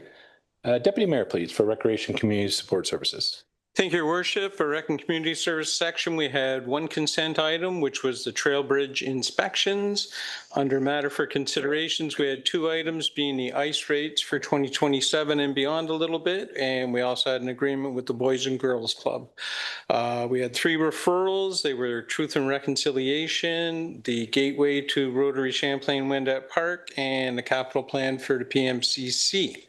So as Vice Chair of Rec and Community Service sections, I move that the recommendations contained within the Committee of the Whole report related to the Rec and Community Services section be approved. I just require a seconder, and that's Councillor Marshall. Thank you very much, Deputy Mayor. Anybody wish to pull up for further comment or question? Seeing none, we'll call for the vote. All in favor? And opposed? That is carried. Councillor DeRush, please. The Planning and Community Development Services section had 5 consent agenda items. The first was a zoning bylaw amendment application for 1500 Sandy B Road. The second was a fourth quarter summary for planning, building, and bylaw enforcement services. The third was a 2025 Community Improvement Plan annual update. There was also a memo from the SSCA providing a brief update on the Partners of Climate Protection and a congratulations to the town of Penetanguishene for achieving milestone 4, the implementation. The last item was the County of Simcoe's approval of the official plan amendment regarding 200 Main Street. Only one matter was brought for consideration, and that was the Peel Street streetscape design, and it was recommended that the design be approved as presented, and that staff proceed with tendering. Only one matter remains on the referral list, and that is the option for future use at 161 Church Street. As the chair of the Planning Community Development section, and I move the motion, seconded by Vice Chair Bill Waters, that the recommendations contained within the Committee of the Whole report related to this section be approved. Thank you very much, Councillor Josh. Anybody wish to pull up for further comment or question? Seeing none, we'll call for the vote. All in favor? And opposed? And that is carried. Councillor Marchand, please. Thank you, Your Worship, for Corporate Services and Finance, we had 4 consent agenda items. One was the OMERS Bill 68 change in our support of writing a letter. The second was a memo from our fire chief. The third was the OPP billing letter confirming the percentage increase for 2026. And the fourth item was the council and COW agenda date revisions. We had no matters for consideration, and we had no additional items added, removed, or deleted to the items for future referral. As the chair, I move to support, and seconded by Councillor Waters, that the recommendations contained within the Committee of the Whole report from January 21st related to finance and corporate services be approved. Thank you very much, Councillor Marshall. Anybody wish to pull it for further comment or question? Seeing none, we'll call for the vote. All in favor? And opposed? And that is carried. Moving on, Council 16's presentation and consideration of the report for special committees. We have none. 17 is motion of which notice has previously been given. This was put on the agenda for January, you'll recall. And as per procedure by that comes forward to our next meeting today for discussion. Before I read the motion, I'll just give a little more background from last month, Council, and then maybe open up for questions, and we'll call the question. So in the last several months, I've had opportunities to have discussion with the current inspector, previous inspectors for the Southern Georgian Bay OPP detachment. There is a need and a request by the Ontario Provincial Police to find a new home, and ultimately they want to have a new home headquarters for a detachment serving Southern Georgian Bay. The ideal goal is to put together the downtown Midland and the highway into one location, and the OPP is evaluating where would that be. And they're evaluating a number of facilities and locations that would be appropriate. And there's a procurement process that the OPP takes doing that process. They've identified that if the OPP were to do it through the normal capital planning that the capital branch does through OPP on their own, it can be 10 years or longer. And they really have an immediate need, meaning the next few years when they really want to do this work. Right now, the OPP is really looking to partner with member municipalities that are interested to do builds, to form a relationship with the municipality, and that a municipality does a municipal build in partnership with Infrastructure Ontario and the OPP to do something that would be appropriate. And I think there's a lot of questions that we don't know as of this date. A while ago, we've had a conversation with the Chief Administrative Officer who facilitated a meeting with Infrastructure Ontario and the Capital Planning Branch for the OPP. The Deputy Mayor was at that meeting with us. And it was really to outline the steps, and there's multi-steps that it takes with this. The first thing the OPP really identified was before we even talk about the feasibility, they have to do a risk assessment and see, is this even something that they can entertain? And they suggested that you put forward 1 or 2 or 3 properties that they would then do an initial assessment. There's no discussion about what a potential build would look like, what the capital would look like, what the relationship would look like, what the cost would look like, until they do the initial 6-week scan to see what it would be. I've had some conversations with other municipalities that have done this work who said it's been positive and favorable for them. I've had a conversation with the Chief Administrative Officer, and I think the future state is if we go down this path and we say there's an opportunity, I think the next step, assuming we get past the 6-week assessment, would be we got to do a lot of homework. Does this work? How would it implicate staff? What kind of resource would that take? Is this something we want to venture? And I think we want to get a staff report to see what would that look like and talk to our neighbors. But before we go down that path, we're just saying, let's do an assessment with the OPP to say, would our community provide this as a viable option? I'll also share that when you talk to other member municipalities that do this work, this can be a tangible benefit to the community. Return on investment can be less than 10 years, and they're signing some significant long duration lease agreements to make this happen. So I think from our lens, this is like a very low risk opportunity for us to just talk to our friends at the OPP, allow them to do an assessment, see if this passes their security check. If they come back and say it is viable, then we can then ask staff to come back with a report to let us know, is this something we want to go down? What's the pros and what's the cons? So I just want to give that little bit of a precursor. Mr. Lees, if I can just ask from your perspective, I know there's a lot of questions. I know some staff have maybe some concerns. I know they're wondering, like, what would this implication be or that implication? Without going down that path, Is there anything that you're aware of or any risk from your perspective to going down the first step, just seeing if there's an availability, a viability to see if this could be a potential opportunity with the OPP? Is there anything that you think that we need to be in consideration with this motion before us asking for this first step? Thank you, Your Worship. I think the short answer is I don't have any concerns with this initial phase. As the Ministry and Infrastructure Ontario outlined for us, it's really an initial threat assessment that will take approximately 6 weeks, and they're going to review the feasibility from their lens if these properties, based on the information they know, are either still on the table or off the table. And in terms of, you know, futuristically, there's lots more conversation that I think would need to be had.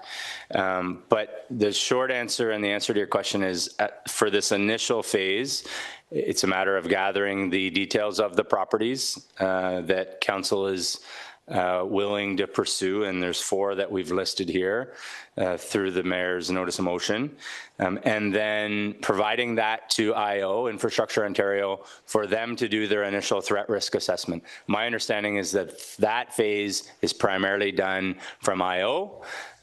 Should those come back and council want to kind of continue this conversation, then I think we would need some more dialogue and more information, as has been noted, in terms of a staff report, because there's a number of other pieces that I think council would want to have information on before they make kind of the next decision, if I can say that.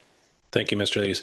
I'll just add, when we had the initial conversation with Infrastructure Ontario and the OPP, my brain was leaning towards Ojibwe Landing. It was leaning towards 111 Robert Street West. And actually, Infrastructure Ontario was saying, when you're doing that assessment, why don't you look at other properties? I've had conversations with staff, and I'll just say, I think staff's not all into all properties. And I'm not asking anyone, I'm not asking council to be all in. All I'm saying is, let's just do this preliminary assessment. Through conversation with the CEO, he said, hey, could we look at other municipal properties? I said, by all means. So the other properties that you see on this motion have been in consultation with staff and said, let's do this assessment with these properties that we could then give a consideration. So, council, I wanted you to have the history and what's been happening here. Again, this has probably been about 10 months of dialogue and where we're at. I think we're at this point of going, do we want to go to the next step? So before we open the motion, is there any clarifying comments or questions? Councillor Marcia. Thank you, Your Worship, for the clarification. And certainly as we look at these 4 properties and looking at what the OPP is trying to achieve in terms of a new detachment, when we think of acreage and size and volume that would have to support this kind of build is significant. And so I appreciate the clarification this evening that this is really just to even assess and look if this is even feasible as step 1, because I'm concerned with some of the properties that we've listed in terms of the kind of impact a police detachment who have to respond right across, their patrol area in some of the areas that we're looking at. So I do have some initial concerns around, honestly, safety for the community member, although it'd be wonderful to have that here in our community, but there is certainly some properties that I do have some concerns with. So I do appreciate the clarity of what this first step means, and I'm happy to support that piece and understand that this could mean a lot of work and a lot of time as well for staff. Thank you. Thank you. Any other comments or questions? Councillor Vedabunker. Thank you, Worship. I want to applaud you for taking this initiative. You can't win the game unless you're in the game, right? So I think the idea is that to get in the game. I do have a question with respect to some phraseology in the 3rd paragraph. The 3rd paragraph and the 2nd line talks about preliminary steps toward the potential municipal build. So when I read potential municipal build, that implies to me that the municipality would build it. So was that what was the intent of that statement in that 3rd paragraph? Thanks, Councillor Vedabunker. I think the CEO mentioned a little while ago, there's a lot of steps and there's a lot of next steps and a lot of things to figure out. And I think we need a staff report talk about what does that mean. From the OPP and Infrastructure Ontario's perspective, there's 3 kinds of programs. One program is the province will build. One program is kind of the private world will build. Another program is municipal build, and that the municipality would do a turnkey operation in partnership to the requirements that the OPP would need, and have a leasing agreement, long-term relationship with the Ontario Provincial Police. That's the OPP's desired path, and they said that's really where they want to go. From our perspective as a municipality, the only really viable options they said to us is, option 1, give us land and then we'll go do the build, or 2, you do a municipal build and we'll work on a long-term relationship. So it does make sense to give the land. I think from a buyback and have what benefits the municipality, it would be doing a municipal build where we'd be the landlord and they'd be the tenant. But that's a long step to get down there. We need to do this. Is there even a viable option for us? But that's kind of what it would be, is that we would become the landlord in this program. And I think, again, we'd need a lot more information to come back to help us with that. Thank you for that clarification. I do have some concerns with respect to the municipal build component, just because these facilities are expensive facilities. We are trying to plan fiscally for the building of a new MRC. We need to put money aside for that. And I'm just concerned with respect to pursuing something where we may make a commitment that we're going to build something. I recognize we're going to have a great tenant. You're going to have, lease money coming in, but it's still an outlay of cash from a debt, potentially a debt perspective. I have no issue with suggesting 3 properties and going through that step process. But what I heard you say at the end was that staff would bring back a report. Is that something that you're envisioned as well? Yeah, my vision would be this first step. The OPP might say, we're not interested. But if they say they're interested, I think then council will hear that, and they might say property 2 or 3. Then we'll have a conversation and say, are we interested or not? I would suggest that at that time we'd ask staff to come back and report and say, what are the implications from staffing to resource to safety to all these things we've brought up, costing, debt load. How can we make this become a reality? And is this something we want to have a conversation? And I think that's where we'd say, we've done step 1. We want to get step 2. Can you give us more information? Thank you. Any other comments, Deputy Mayor? Just one comment, Your Worship. We seem to be getting way further down the line than what we are. On the day of the meeting when I was there, it was a very simple request. Did you want us to look at a property? And the IO said it could be as easy as us driving up, looking at the property going, yeah, we'd be interested in that one. Or doing a drive-by and go, no, it's not in the right spot, game's over. So all we're asking for tonight is simply for them to come up to our thing. There's no cost, there's no staff time, there's nothing for us to do except listen to them to say whether it would be an acceptable piece of property for them to look at or not. After that, then the conversation would start. Any other comments? Or Councillor Drash, please. Thank you very much. I find it, well, I don't believe that the town of Penetanguishene is a good location for an OPP detachment. We are at the end of the road, and their detachment coverage is all south of us. So, I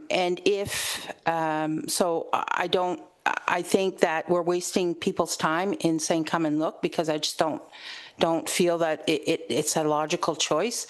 Secondly, if down the line, if miraculously they believe that these are good properties, I personally wouldn't support building an OPP station on properties, because it would be of no benefit to our taxpayers, and I would only support something that really benefits the taxpayers, and like we're looking at MRCs and we're looking at those kinds of things.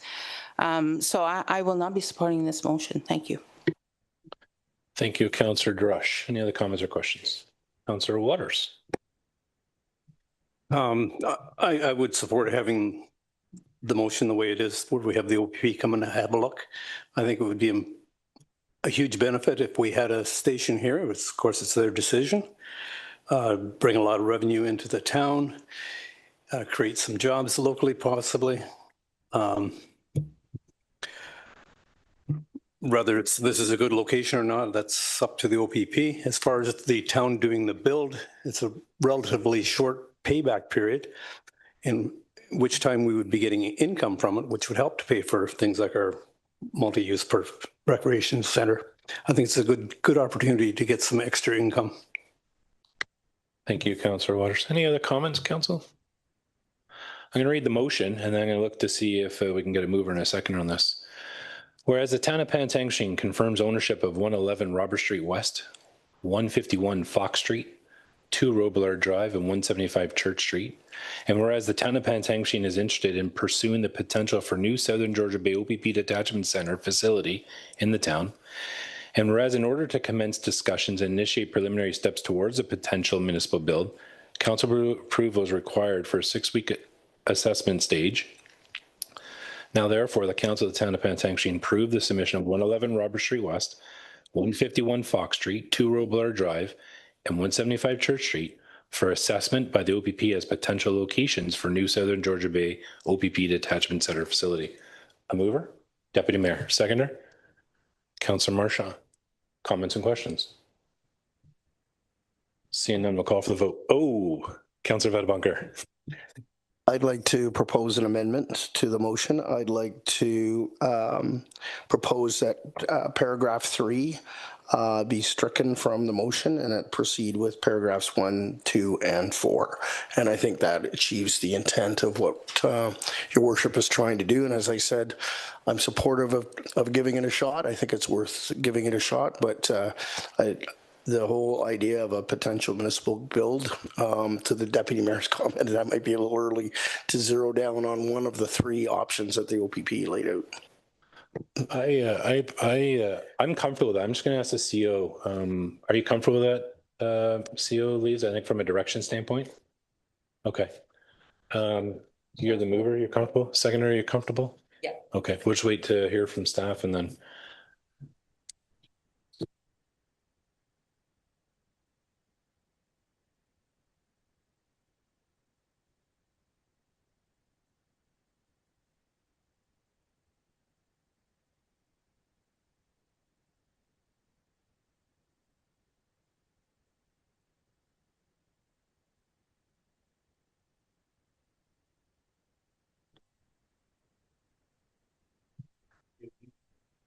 Through your worship, I think that's sufficient. I think we can remove paragraph 3. I think there was a little bit of purpose when we included that, but I think we can strike that paragraph and still ultimately, for the most part, achieve what we're trying to achieve. Thank you. Madam Clerk, the mover and seconder is comfortable with this. Can we make that friendly? Are you comfortable with that? All right, Council. So the motion will read as we did. We restruck that third item as recommended. Councillor Vadebonker, mover and seconder, you're good. Further comments or questions? Seeing none, we're going to call for the vote. All in favor? And opposed? And that is carried. Moving on, Council is 18's notice of motion. Does anybody have a notice of motion you'd like to bring forward this evening? Seeing none, we're going to move on to consideration of the bylaws.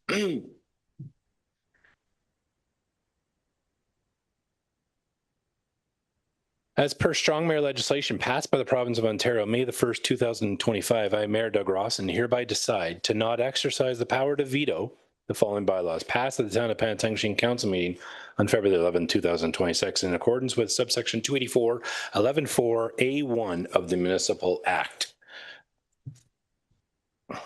In Council, we have several bylaws this evening. Before I read them all, does anybody wish to pull any for further comment or question? See none. The motion reads that the following bylaws be enacted as bylaws of the Town of Penetanguishene. Bylaw 2026-05, a bylaw regarding the North Simcoe Day Camp Agreement. Bylaw 2026-06, to appoint Bylaw enforcement officers M. Langridge and M. Sobey. Bylaw 2026-07, a bylaw to appoint property standards officer M. Langridge and M. Sobey. Bylaw 2026-08, appoint weed inspectors M. Langridge and M. Sobey.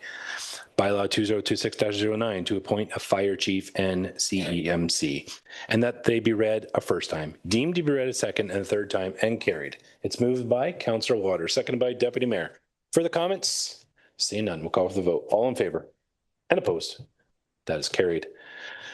The Mayor and Deputy Mayor represent the community at County of Simcoe. And every council meeting, the Deputy Mayor reports back about the great work that we're doing at the County of Simcoe. Deputy Mayor. Thank you, Your Worship. We did have county meeting yesterday. So at the county, we had a lengthy presentation about our Simcoe Village campus project. At the county, we're building a seniors facility similar to the one that's here in Penetanguishene at Georgian Village. It's got a number of different buildings with a number of various housing types that it will incorporate, very similar to ours. They've used that as a good plan all over the province lately. But it's nice to see that we're getting a new one. It's going to be built down in Beaton. It's going to house approximately 360 seniors in that facility, and it's set to open early in 2027. So it's very nice to see that, and that will help our seniors within the county have a good place to live. One other note that we had a quick meeting, but on one other note, the town of Penetanguishene was recognized at the county as one of the 5 municipalities to achieve our Age-Friendly Community Award that we received down in Roma. So it was nice to see that out of 16 municipalities, we were one of the 5 that got it. So that's kudos to us. Thank you, Your Worship. Thank you very much, Deputy Mayor. Does anybody have any comments or questions for the Deputy Mayor about Simcoe County update? And again, thanks, Madam Clerk, for adding the Simcoe County Council highlights. Members of the public can get those Simcoe County highlights right from that item on the agenda. Council, we're going to move on. Number 21 is our announcements and inquiries. I always start down at the left with Councillor Roux. He's not here tonight, so I'm going to start tonight, if you don't mind. I want to invite everyone in the community to Winterama this weekend, 78th Winter Carnival, longest running Winter Carnival in Ontario. We want to welcome everyone to Penetanguishene for Winterama. If you have not already, Winterama buttons are available. They're $3 now or $5 at the gate on Saturday. So come on out and grab your Winterama button. We're going to start off on Saturday with our parade. And hot off the press, the Royal Canadian Air Force Hercules aircraft will be joining our parade, doing a flyover just about 500 feet above the parade route on Saturday. So I think that's pretty tremendous. Now, if there is an emergency and they need to go elsewhere, they may detour away, but they're planning on joining our parade. So that's pretty cool, I think. So we're looking forward to that. So join us at the parade. We will hope to see everybody. Lots of great activities going on. So let's start off with probably the highlight, the log saw competition. And to be fair, last year we created a other category where we let our fire friends participate, just to make it fair. So there's a couple different divisions. The Deputy Mayor and I have been winning the Elmville Maple Syrup and Hours several years in a row now. So we're going to defend our championship this year, but welcome everyone to participate in the log saw competition. And I think we're going to slam it this year. I think we're going to do well. But come on out, see, we have lots of great activities. Lumberjack Show is a barrel of fun. I think, CO Lees, you mentioned it during your comments today about, literally the number of people in the town come, like that number, town doubles. It's amazing to see the number of people that come through the community during Winterama. Old friends reignite. You like to see the little pockets where they go. A lot of great things. So whether you're at the museum, you're at the library, you're at the Legion, there's something for everyone. Come to Winterama this weekend. And we're looking forward to seeing everyone. And again, come to the log saw, cheer us on. It's usually standing room only, right, Deputy Mayor? Yeah. There is a polar plunge, the log saw, some really neat things. Fat bike happening this year as well. Our fireworks show will be at dusk, 7 p.m. Sarah's telling me it's going to be 7, but in our brochure we said 7 p.m. Our famous arm wrestling. The Kings are playing Huntsville on Saturday night, so come on and cheer the Kings. Our famous cardboard toboggan race on Sunday morning at Sandpit Hill. Like all weekend long, lots of fun. We're going to I can't tell you, I'm not going to sleep between now and then. And what's Winterama without pea soup, right? So come on out, let's have fun. And the weather's not going to be minus 32. So what more can we ask for? All right, Councillor Marchand, announcements or inquiries? Wow, mine's going to pale in comparison. Just a reminder that the SSCA has a survey out until the 15th with regards to water quality and encouraging local residents right across the water shield to give some feedback with regards to how they want to see their water quality reported throughout the summer. So they did a lot of really great work last summer and they're looking for feedback. So that survey is open until the 15th. Thanks. Councillor Marchand, I really appreciate last summer going down to Rotary Park, the new QR codes from SSCA, and you could scan in real time, get reporting. And I think that was really good. So if you pass on, I think that was tremendous and great use of using technology and giving people the data was tremendous.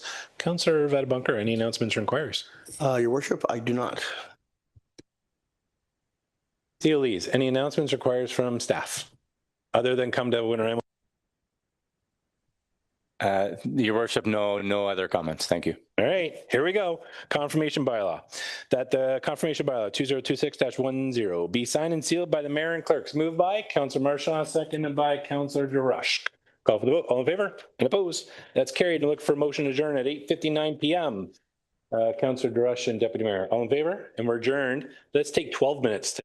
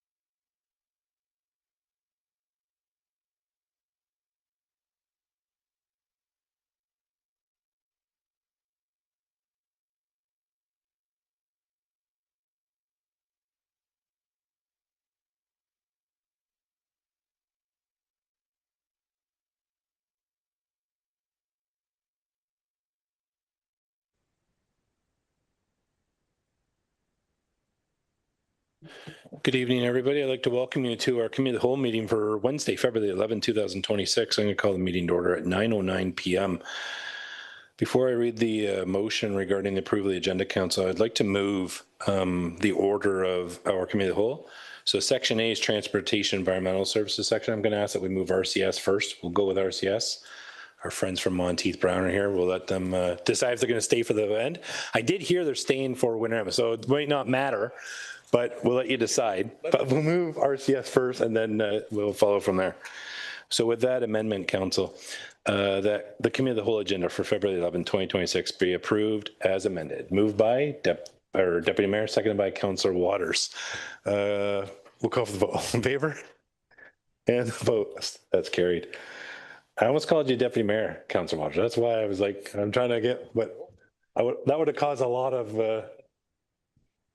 no, more than that. Declaration of pecuniary interest, Council. Any declaration of pecuniary interest tonight? Councillor Waters. All right. Councillor Fadabunker, sorry. Thank you, Your Worship. So I have a conflict under Section 7B, Recreation Community Services section.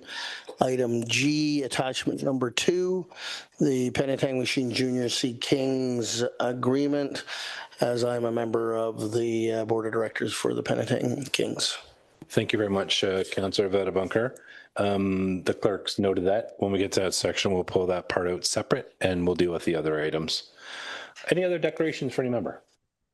Seeing none, we're going to move on. Number 4 is delegations and presentations. We have one this evening. We have a presentation from the Georgian Bay General Hospital and the Georgian Bay General Hospital Foundation. And Council, I think you're going to appreciate this presentation. I think there's a lot of tremendous work that our local community hospital does in our community. So without further ado, welcome. Matt and Nicole, the floor is yours. I don't know if you heard earlier, but my stopwatch broke, so we were a little loose. I think you have a great story, and we'd love to hear about the tremendous work the hospital and the foundation do in the community. Welcome. Thank you. Good evening. My name is Nicole Krafchek. I'm the CEO for GBGH Foundation, and with me this evening is Matthew Lawson, the President and CEO of GBGH. On September the 29th, the Georgian Bay General Hospital Foundation launched a bold campaign to expand healthcare services in our hospital. It was, our goal is to raise $20 million, and it will fund equipment across the hospital, as well as investing in building an acute mental health facility at GBGH. So our goal tonight is to share with you what this campaign will mean and how the community can support, and Matt will give an update on the hospital as well. Next slide, please. This slide is important because this is the incredible investment over the last 22 years that the town of Penetanguishene has supported at Georgian Bay General Hospital. You have invested in departments such as the emergency department, diagnostic imaging, laboratory services, as well as equipment and technology in inpatient units across the hospital, as well as most recently our physician recruitment efforts. So thank you very much. And I'm going to turn it over to Matt for hospital update. Thanks, Nicole. So in front of you is details in terms of the numbers of the hospital.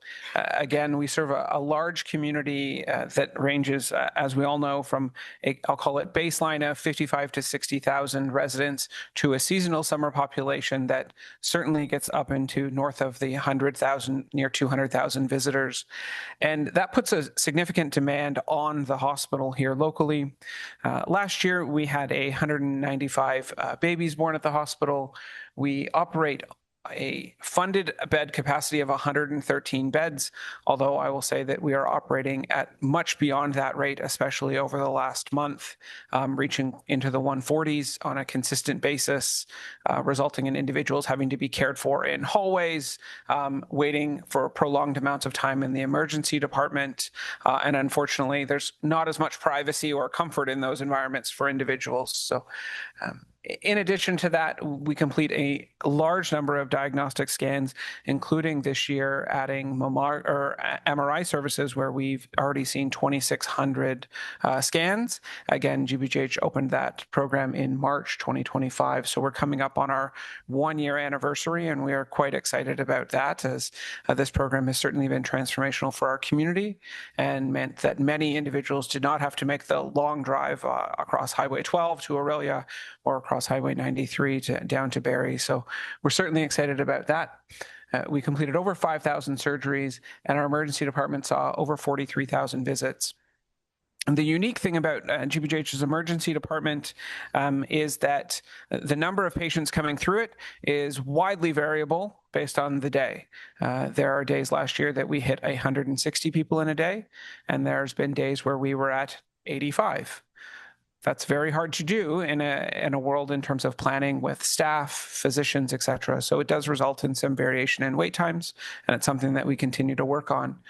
If we go to the next slide, you'll see that the volume that comes from Penetanguishene, of that 43,000 is just under 8,000 visits to the emergency department at GBGH.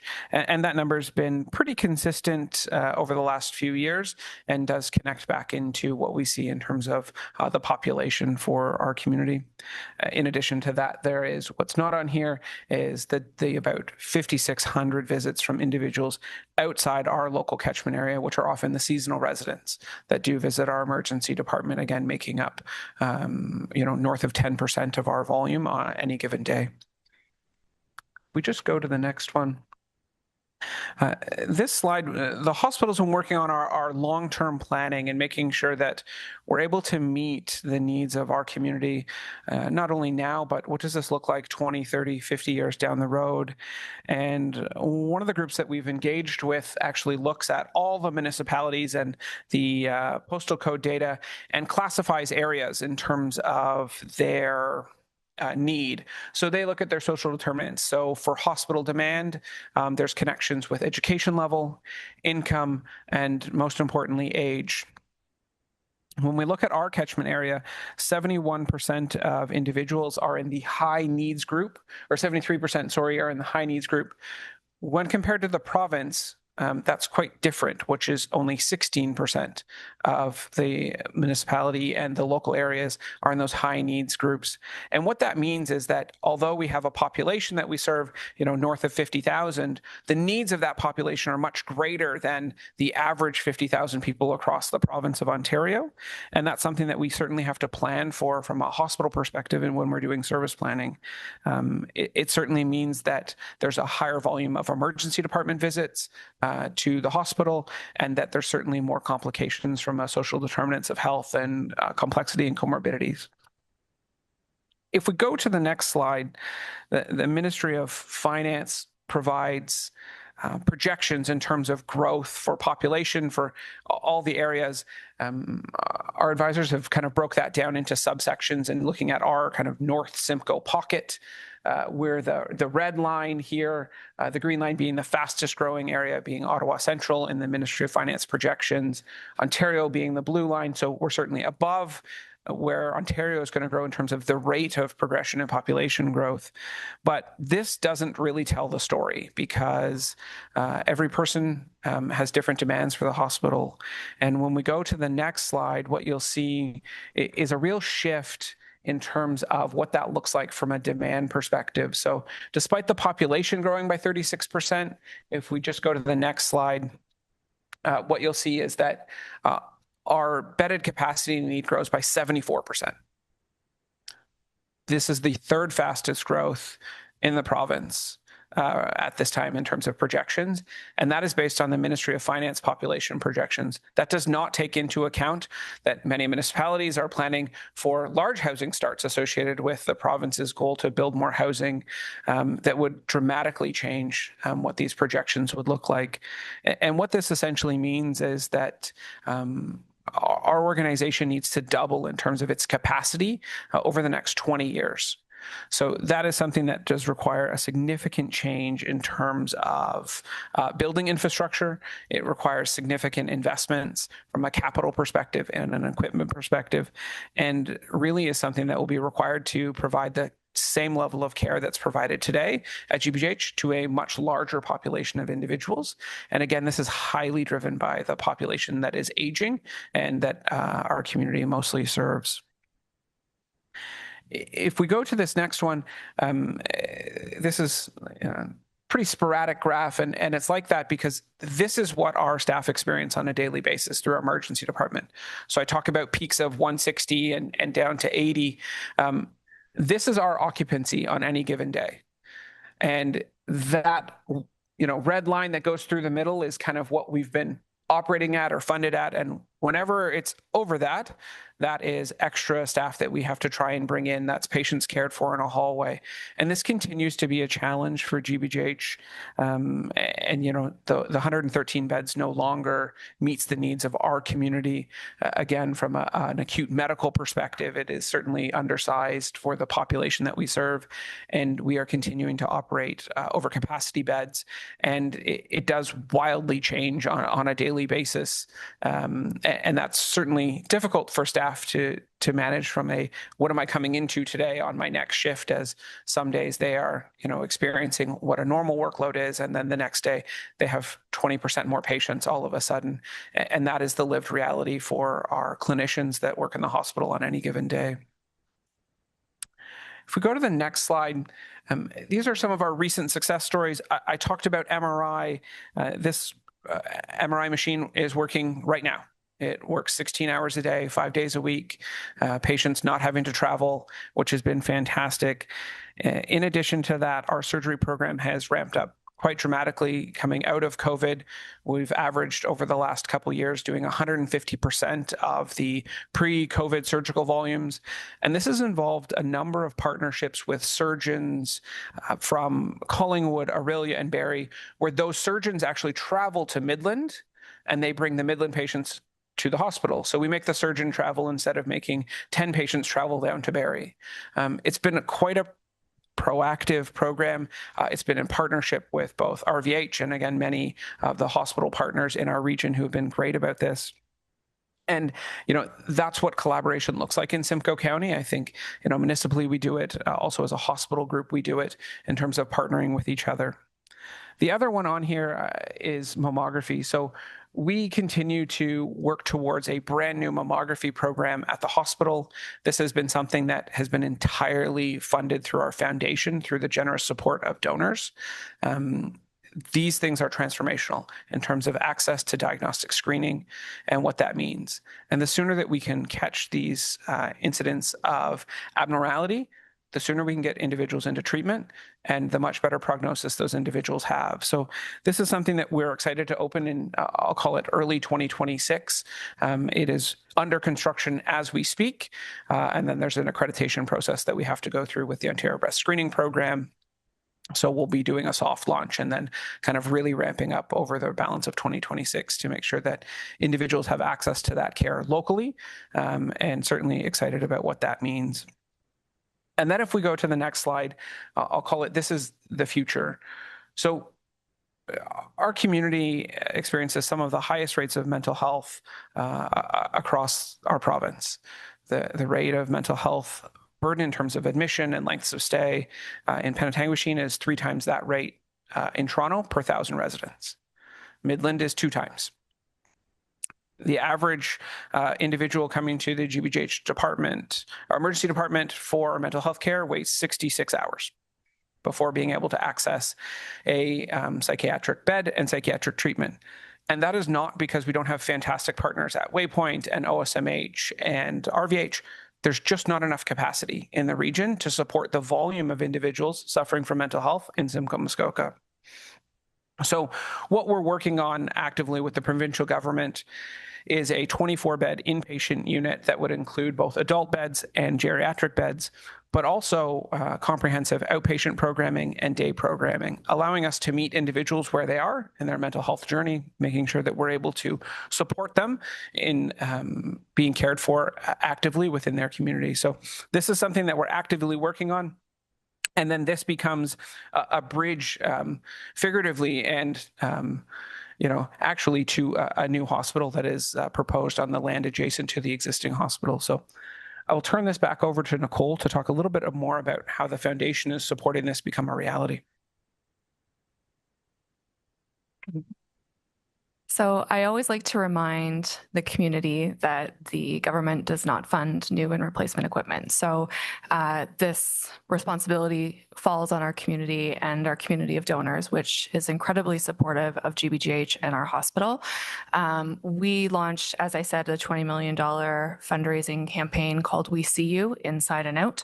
And it is to invest in, as Matt said, adding mental health beds to our hospital and investing in diagnostics like mammography, as well as an annual commitment of $2 to $3 million in equipment and technology across the hospital. So extremely important for this community to be supporting. We are very excited to be able to share that we are very close to raising the $20 million within 1 year of launching that campaign in cash and pledges, which is an incredible testament to this community. You will see that in the next little bit, we will be talking about a stretch goal and working with hospital leadership to see what additional services we can add based on the needs of the hospital and our demographic. Next slide, please. So success is certainly not just about the dollars raised. It's about adding mammography, as I said, about ending those wait times of 100+ hours for those patients that are coming in crisis to our emergency department. And it's making sure that we meet the safety standards in areas like our lab and pharmacy that will be undergoing renovations very soon. And we need to build capacity as we move into the future, and that's extremely important. So what Matt talked about was how we need to position ourselves into the future. So if you go to the next slide. A $20 million goal for the We See You campaign is one thing, but as we get to a new hospital in the future, that will be $100+ million in terms of a fundraising campaign and local share for this community. So large numbers that we're looking at. That's a number that RVH is fundraising for a new hospital. So when we look at the size of this community, it's certainly a large undertaking. So how we position this community now and the hospital and the needs is extremely important as we look to the future. So Mayor and Council, thank you so much for having us here this evening. We wanted to give you an opportunity to ask any questions. Matt and I are happy to respond to anything that you have. Thanks, Nicole and Matt. And thank you for the work everybody at the hospital does, from staff to volunteers. It's a tremendous work supporting community. Council, any comments or questions? We have none, but thank you so much for being here. Maybe I'll just make a comment. I was at the physician recruitment meeting the other day, and I think Dr. Gliski's doing great work, and the team's doing great work, bringing new physicians, and they talked about that. And we know, the revamp of the old Scotiabank and Dr. Gaffney in town has been great. And we've been hearing the positive uplift of more unrostered clients getting rostered to primary care and how important that is. I know they shared the other day that they have been seeing positive trends, not enough data, it's anecdotal, but positive trends that as people get more primary care, we're seeing less possibly need and emerge, and the importance of that. I guess my plug that I'm starting to say is people need to register with Healthcare Connect, and that's really where the North Simcoe Ontario Health Team, the family health team, the primary care providers are taking the clients and patients from. My understanding as of this week was less than 100. I think they said 78 patients were waiting for family doc on the list, but the system leaders believe it's around 4,000 people. And we need you to register with Healthcare Connect. I don't know if you can comment on that. Yeah. We acquired the information about through a Freedom of Information request about residents that don't have a family doctor locally, and the number for the communities we serve. So this includes Tiny and Tay, Midland, Penetanguishene was about 12,000, and this is dating back to 2024, but 12,000 individuals didn't have a family doctor. And in addition to that, about 6,000 individuals had a family doctor, but they weren't located in Simcoe County. So if you're having to travel to York Region or Toronto for primary care, that's problematic in terms of, what does that look like in terms of access. We are seeing certainly positive traction in terms of access, new physicians coming to our community. There's some exciting programs we're working on with learners as well in terms of University of Toronto and what that's going to look like. So, I think we're maybe at the peak or starting to come down that hill. And there's lots of work on this, and getting people attached is really important. And as you mentioned, Mayor, North Simcoe OHT, the family health team, all of these are great options to start making sure that you're connected into the system so that you can get a family doctor, because we know that that's really important for individuals in terms of accessing the healthcare system and getting the care they need. Thanks, Matt. I know there's goals. I know there's timelines. Sarah, maybe we can reach out to the OHT and help spread the word, because they really want people to get registered with Healthcare Connect. So let's do our part and get that word out. And yeah, the numbers change, but let's get as many people attached. Let's get them good primary care, and hopefully that will help reduce the need on Emerge. Thank you for the work that you both do and your teams and supporting our community. And thanks for being here with us tonight. Thank you. Thank you. All right, Council, let's move on. The next item is our Council information package. Before we read the motion, does anybody have anything on the Council information package that you wish to pull for further comment or question?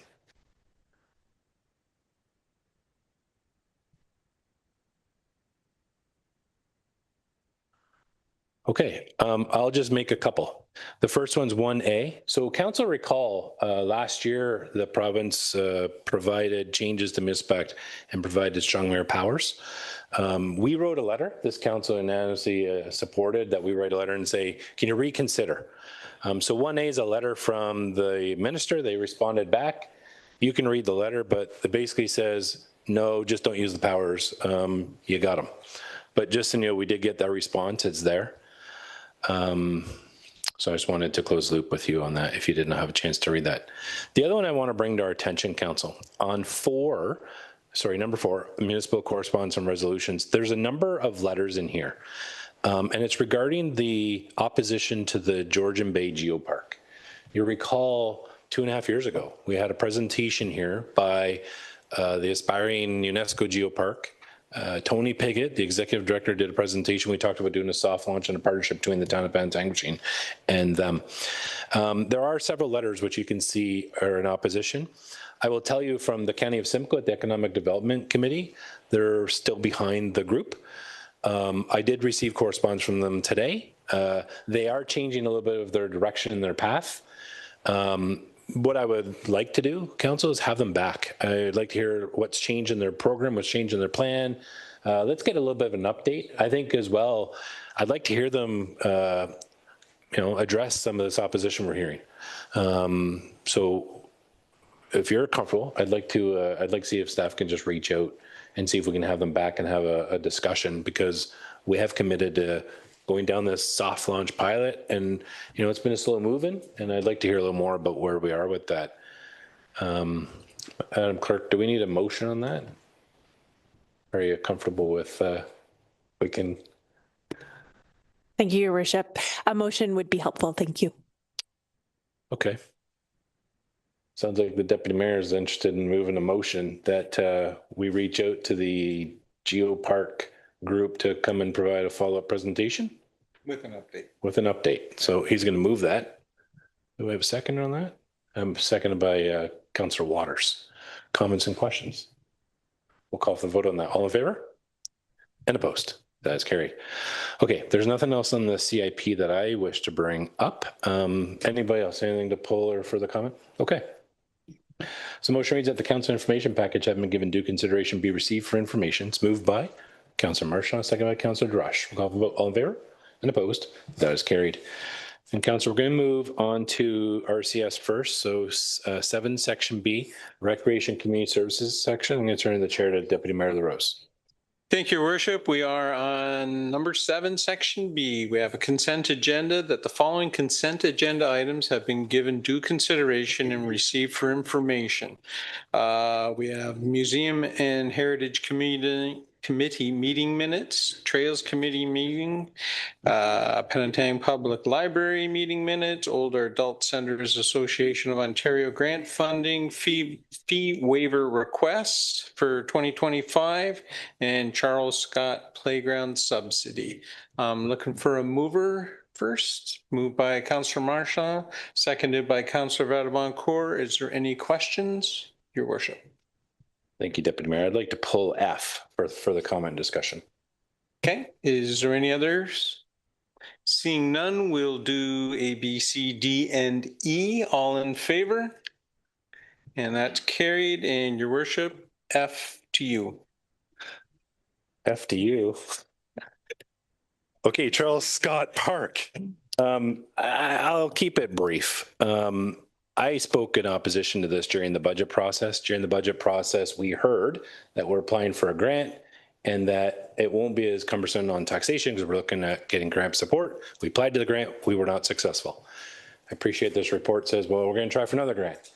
I'm just wondering about staff time. I'm worried about what are we trying to achieve here. We're just going and looking for funds. I would love to say, let's just hit pause on this program. Let's do some community discussion. I still believe this is not a community park. I say it all the time.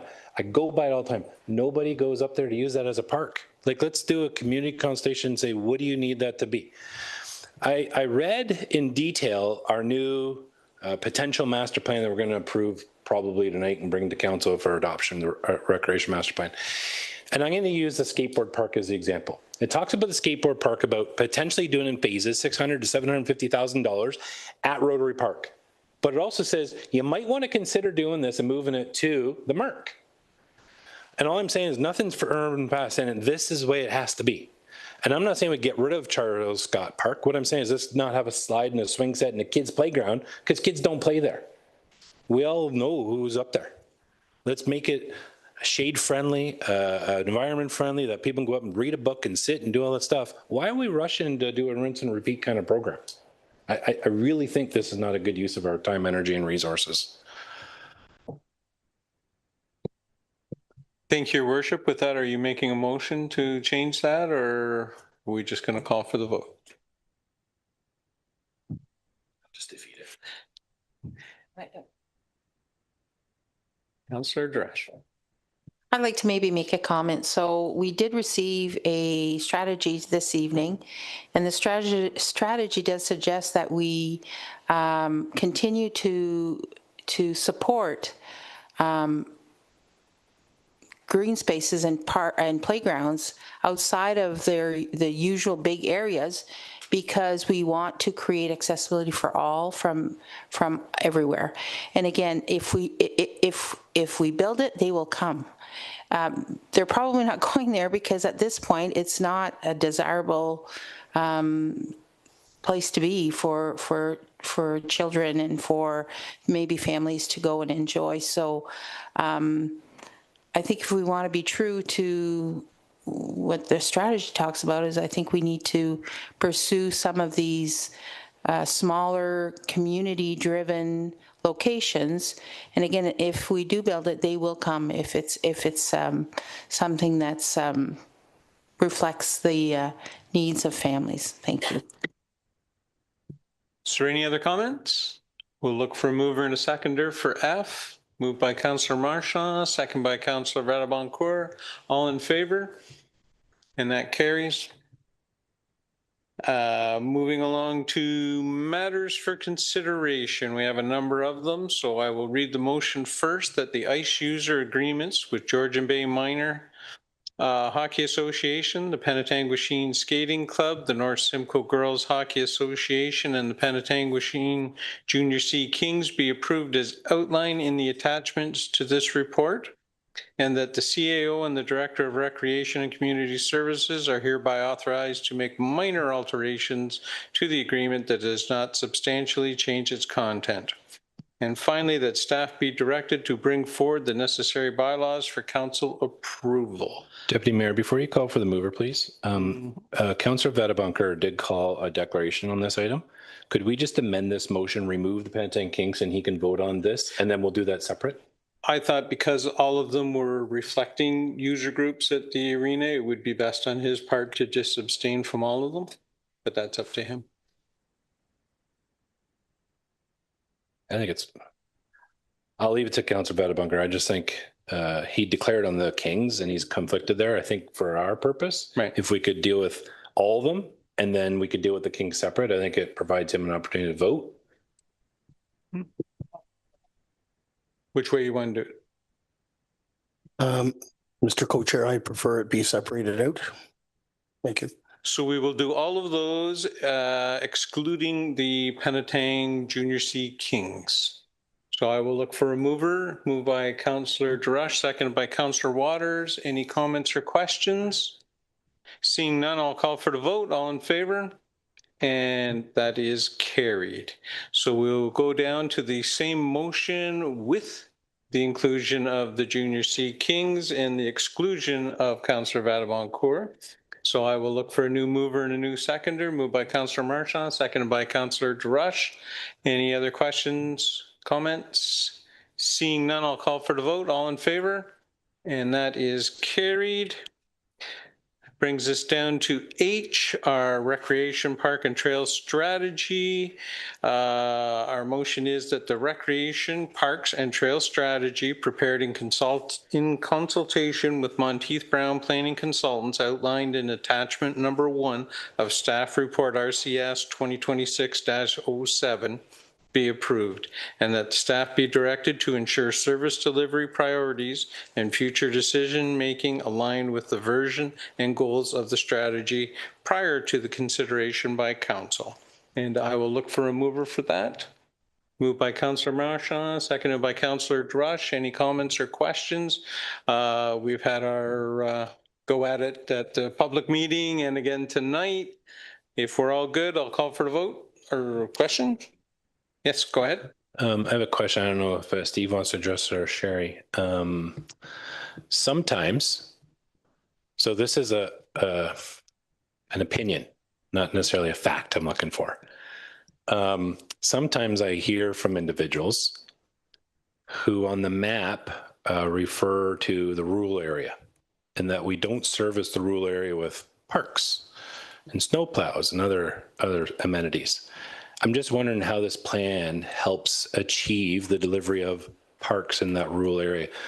On page 104, for example, look at that, and I'm seeing how it's plotted, and I'm not seeing anything in that rural context. I'm just wondering, like, what's our strategy and thought for providing amenities within that rural context in that community?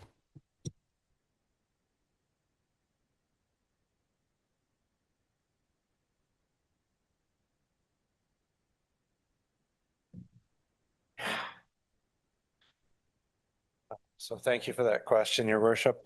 That was a comment that we received at the public input session as well. And I mean, part of it is when we're planning for especially infrastructure, it's often a critical mass that we're looking for to support use of a park, to support use of a program or other service.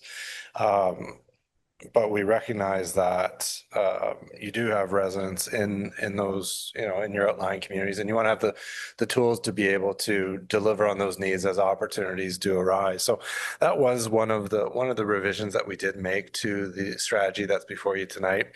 I think it's on page 109. It's table 10 anyway.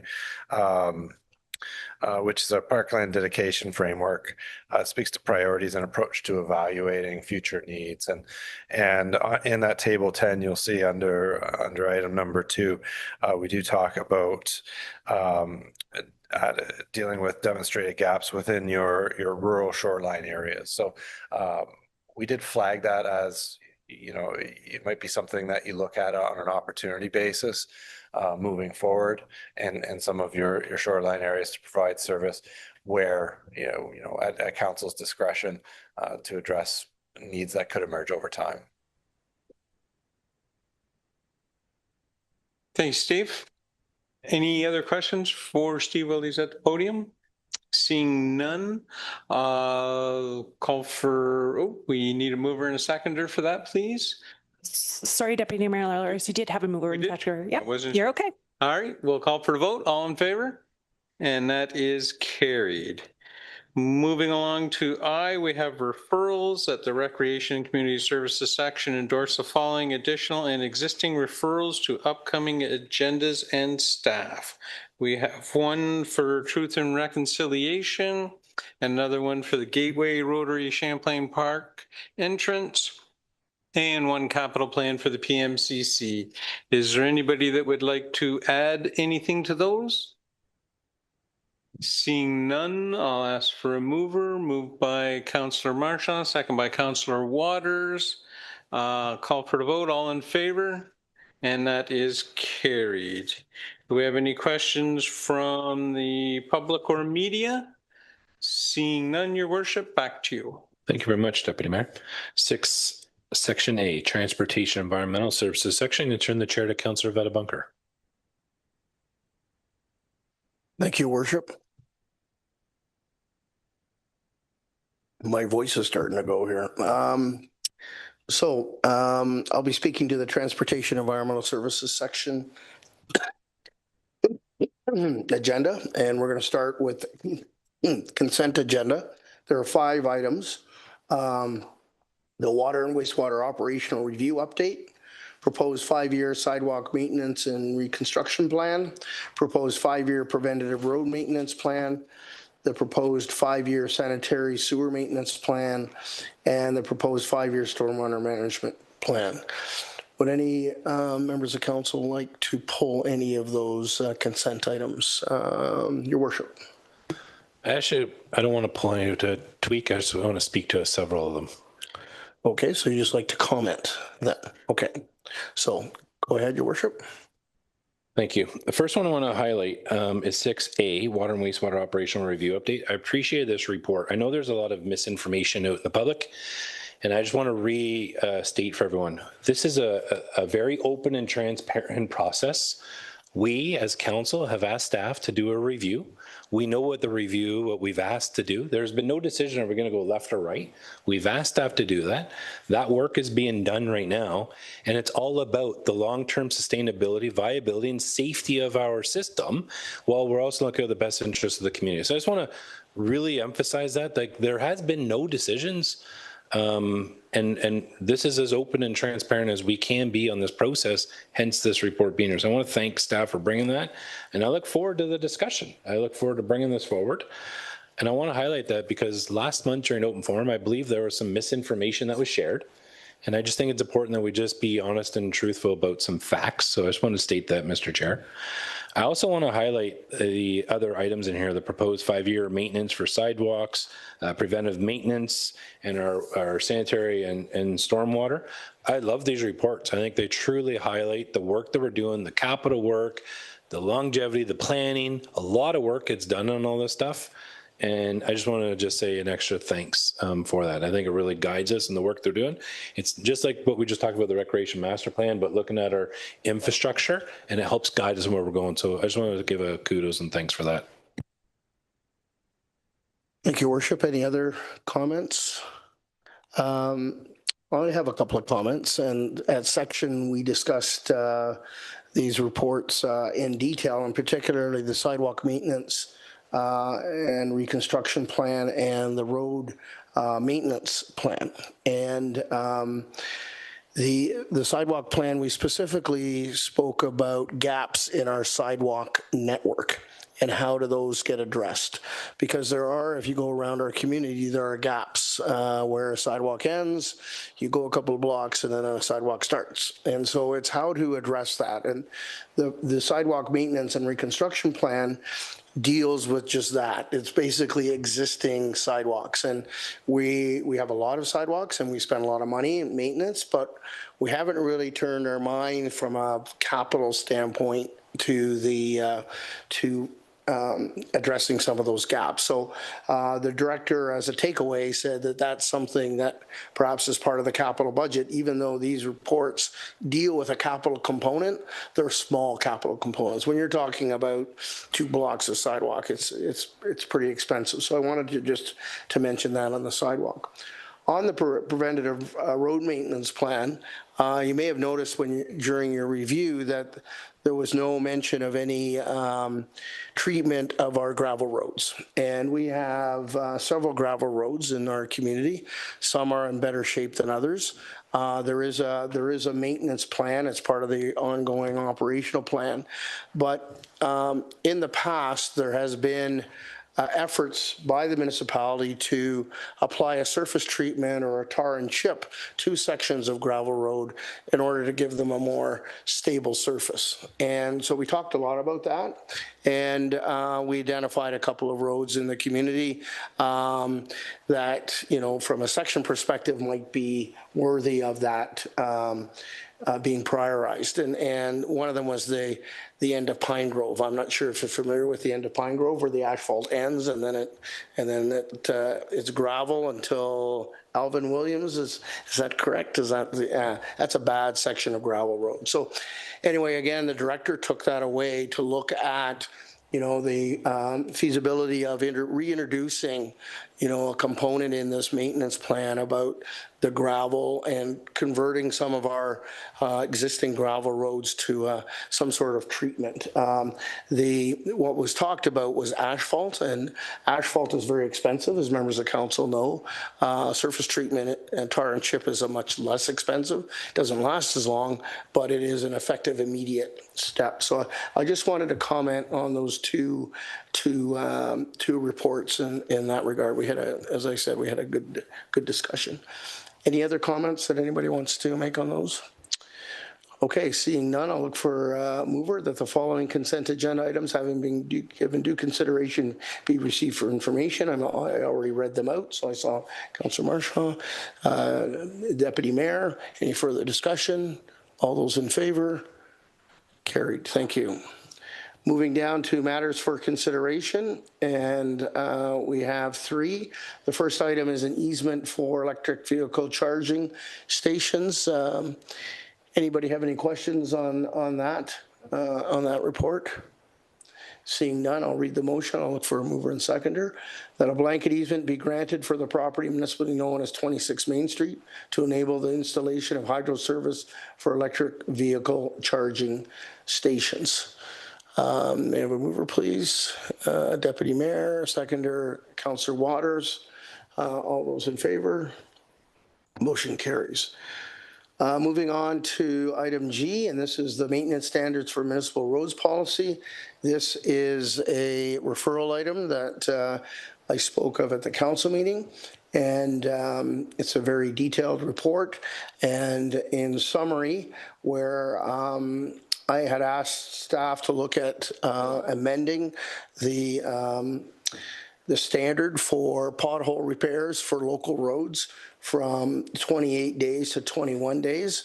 Staff have looked at that. Staff have considered it in the context of the policy and the existing policy and the cost to undertake that change. And they are recommending that it be done. So I was pleased to see that, and I was also pleased to see that change is at no cost to the municipality. They can just work it in. It's just part of their day-to-day operation. So anyway, it's a very good report. It outlines how the Public Works Department does do the maintenance and whatnot of our streets and the various tiers. Did anybody have any questions of the director on this report? Yes, Mr. Deputy Mayor. Just one comment, not a question. Just to remind everybody that the way the system works with the road patrol, it's incumbent upon our residents in the town to report a pothole. That's how it gets done quick.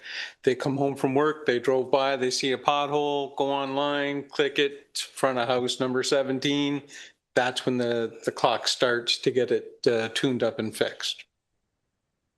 Thank you, Mr. Deputy Mayor. Yeah, that's a good point. And with these things right now, you can actually take a picture of it and send it in an email, and so it gets date stamped, and there you go. So, and as the Deputy Mayor said, once that is received, then it gets into the work order process, et cetera, et cetera. So, anyway, good point, Mr. Deputy Mayor. Any other comments or questions?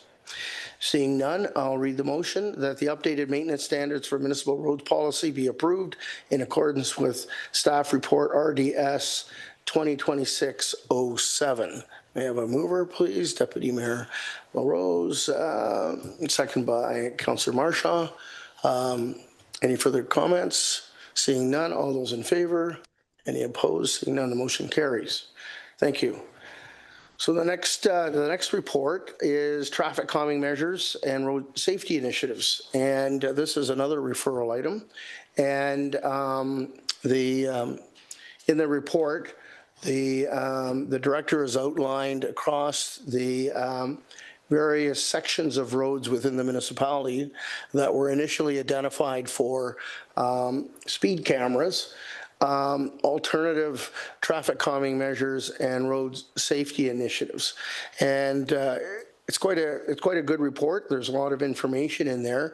There's some new terminology introduced, and I'm going to turn it over to the director and ask our director just to take us through and explain some of the new terminology that's or new features that are being proposed. Mr. Director. Thank you, Mr. Chair. So the report in front of council outlines some traffic calming measures. I'll kind of go over some of the terminology that Mr. Chair had mentioned. Speed monitoring feedback signs, a lot that are being proposed as part of the report are similar. You see them a lot of existing roads that we have in town. We have an existing feedback monitoring sign on Overhead Bridge Road. We also have one on Fox Street that provide instantaneous feedback to motorists driving on those roads. The others specified traffic calming measures are speed tables, which I guess I'll describe as a very elongated speed bump. And a good example of that would be in practice, Wasaga Beach has installed a lot of them on, I think it's Golf Course Road, that allow the physical feedback to the motorists to slow down, but also allows the municipality to continue plowing operations as opposed to a speed bump that you would see in a parking lot that presents problems with road maintenance in the wintertime. So a speed table would be described as kind of an elongated speed bump. Other traffic measures are crosswalk and pedestrian crossover lights, push button lights similar to what we've installed at Robert Street West and Owen Street for pedestrian crossing, and also to provide traffic calming and awareness to vehicles using these roads. And other signage, warning signage, alerting motorists to community safety zones, reduce speed limits in the various areas. And in conjunction with these measures, there's also line painting to provide visual awareness to the drivers of various traffic calming measures, whether it be a speed hump or a bump or table, or traffic or pedestrian crossing measures. Thank you, Mr. Director. So just to add a couple of other points. In the report, it talks about the grant that the municipality received and how the director has outlined these various initiatives that will use the grant that the municipality has received. But this is the first phase of money that the province has committed to provide to municipalities. There'll be another application-based, as I understand it, stream of funds. And the last point I wanted to make is just with respect to the speed tables. A couple of them are going to be located in strategic locations where they can function as crosswalks as well. So they'll be raised and then line painting done on that speed table, but it'll be a crosswalk that'll go across. So that concludes the presentation. I'll ask for a mover and a seconder, and I understand that the mayor has comments or a question. So I'll read the motion that the implementation of the proposed traffic calming measures outlined within the staff report RDS 2026-07 08 be approved. May I have a mover, please? His worship, a seconder, Mr. Deputy Mayor. So questions and comments, your worship. Thank you, Councillor Vedabunker. Brian, I want to say a tremendous thanks. I think I said during the ASCs that this was a home run. This is a grand slam. This is tremendous.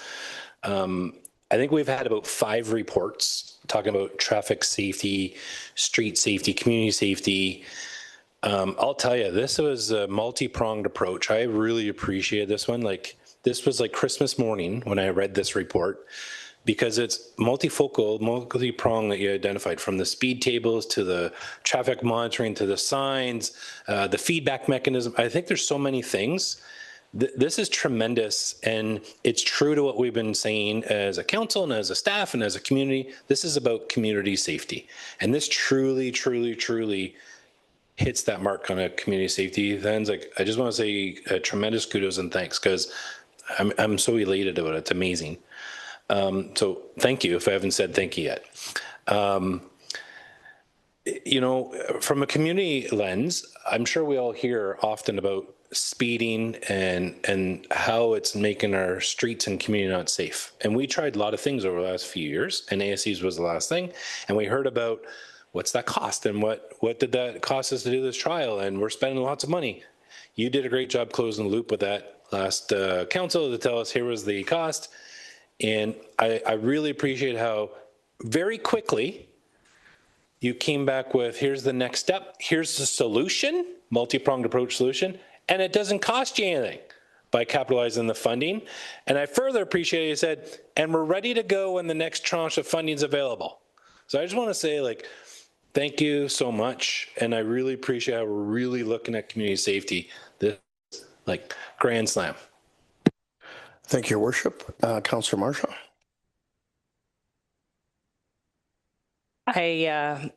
I do appreciate the report. Thank you very much, Director Murray. And when I first was elected to council, this was I had great pride in overseeing this section. And we had brought forward, listen, me taking credit here, you had brought forward other reports around traffic calming measures before we even explored cameras. And I'm glad you hit a grand slam, because we had only hit, like, I think we hit a fall ball the first report that we brought. So this is really fantastic to see. But this is also a significant amount of funding that wasn't on the table before. And so I do want to echo, this is a really great solution, and there's lots of options being presented. And I did have a question about those speed humps, although I drove over them in Wasaga Beach. I always take that as a shortcut, but it's getting a little hard on the tires. And they were still there this winter. I think that was the first time I actually noticed. And so it's good to see that we don't have to worry about any removals. And I like the concept of having those as our crosswalks as well. I think that's a really great idea. And then the pedestrian lights, and just even adding more visibility for safety for everyone who's out walking, and especially in community safety zones. So we'll echo, definitely a grand slam, but you know, feeling that well done, Councillor Vedabunker, as the chair of this section, hitting it out of the park. So, but this is a really great report, and I'm happy to see that we're bringing this one home. Thank you, Councillor Marshall. Any other comments or questions? Yes, Mr. Deputy Mayor. Thank you, Mr. Chair. Just one quick one. I don't know if council's aware, the signs that we're getting tells you as you're going 56 and a 50. It is very easy for staff now to capture on their cell phone to say how many people went by that sign today, how fast they were going, what the fastest one was, all of that information. So there's no more guessing. It will come to, do you know how many cars go by my house? Yes, we do exactly how many go by. Do you know how fast they go? Yes, we will know how fast. So it would be very easy for us to capture that information, to pass that along to the OPP, to hit problem spots. I think it's a great way to go. Thank you, Mr. Deputy Mayor. Any other comments? Seeing none, we already have a mover and a seconder, so I'll call for the vote. All those in favor? Any opposed? Seeing none, the motion carries. Thank you. So just carrying on then, in terms of the next item is just the referrals. And we have 3 referral items, and two of them were on the agenda today, so they will stay on. And the third one is the septage disposal and treatment resolution, which I understand will be receiving an update report at in the next month or so. So I'll read the motion. I'll look for a mover and a seconder that the Transportation Environmental Services section endorse the following additional and existing referrals, upcoming agendas and staff, septage disposal and treatment resolution, level of service policy, traffic and calming measures. Does anybody have anything that they want to add? Seeing none, I'll look for a mover. Deputy Mayor, seconder, Councillor Marshaw. All those in favor? Any opposed? Seeing none, the motion carries. Question period from the media and the public. Seeing none, I'll turn it over to, and the next one is we're going to planning and community development services. I'll turn it back to you, Your Worship. Thank you, Councillor Vedabunker. Councillor Marshaw. My apologies if there was a slight to T&E when you were chair there. There was no disrespect meant there, but thanks for calling it out. Section C, Planning and Community Development Service section, Councillor DeRush. Thank you very much. The Planning Community Development Services section has 3 consent agenda items. The first is the Economic Advisory Committee meetings for October 6th and January 12th, 2026. The second is a complete application public meeting, ZA 2-2026 for 138 Roberts Street East. And the third is a complete application public meeting, ZA 1-/2026 for 15 Chefcott Street. Are there any questions regarding any of these items? Seeing none, I'll read the motion then that the following consent agenda items, having been given due consideration, be received for information. Can I get a mover and a seconder? Moved by Deputy Mayor LaRose, seconded by Councillor Marchand. Go to the vote. All in favor? Opposed? The motion is carried. We have one matter for consideration, and that is the bylaw department procedure and policy updates. Any comments or questions? Yes, Mayor Rawson. Thank you. I really appreciate this report as well. Andrea, to you and the team, thank you. I appreciate how, we're getting a report, BMA, from 2 years ago, and really commenting about being public centric, being accessible. I think a lot of those recommendations came forward. I just appreciate how we closed the loop on that and how we're up leveling the service level. I just want to say thanks for that. Anyone else wish to? Yes, Councillor Vedabunker and then Councillor Marchand. Thank you, Chair DeRush. I also want to just compliment staff on this. I appreciated the policy updates, and they were well done. And I think that they provide good guidance to the public in terms of how the municipality responds to municipal bylaw complaints. Thank you. Yeah, I would just echo that as well. It was what I appreciated was seeing that the new policy that was created around frivolous, vexation, and unreasonable requests or complaints. I think it's important to have those things outlined and that there be clarity around what constitutes a bylaw complaint and how that falls within that, and hopefully also gives parameters around respecting our staff when they're addressing bylaw issues, what are bylaw issues, what's within the scope and the purview of the department. So really great report, and good to see the policies updated and some new ones as well. Thank you for those comments. I'll go to the motion that the following municipal law enforcement policies be approved in accordance with staff report PL-2026-05, municipal law enforcement procedure, priority response policy, and frivolous, vexation, or unreasonable requests and complaints policy be approved. Can I get a mover and a seconder? Moved by Deputy Mayor LaRose, seconded by Councillor Waters. All in favor? Opposed? The motion is carried. We have one item remaining on our referrals. Is there anyone who wishes to add anything to this list? Seeing none, we have a motion, recommendation that the Planning Community Development Services section endorse the following existing referral to upcoming agendas and staff, and that is 161 Church Street and its options for future use. Mover and a seconder, please. Moved by Councillor Marchand, seconded by Councillor Reda-Moker. All in favor? Opposed? The motion is carried. Do we have any questions from media or the public? Seeing none, it's back to you, Mayor Rawson. Thank you very much, Councillor DeRush. 9, Section D, Finance and Corporate Services section. Are we okay? Councillor Marchand. It was, I apologize, Your Worship. I was just taking, I just didn't hit it out of the park the first time that we did the report.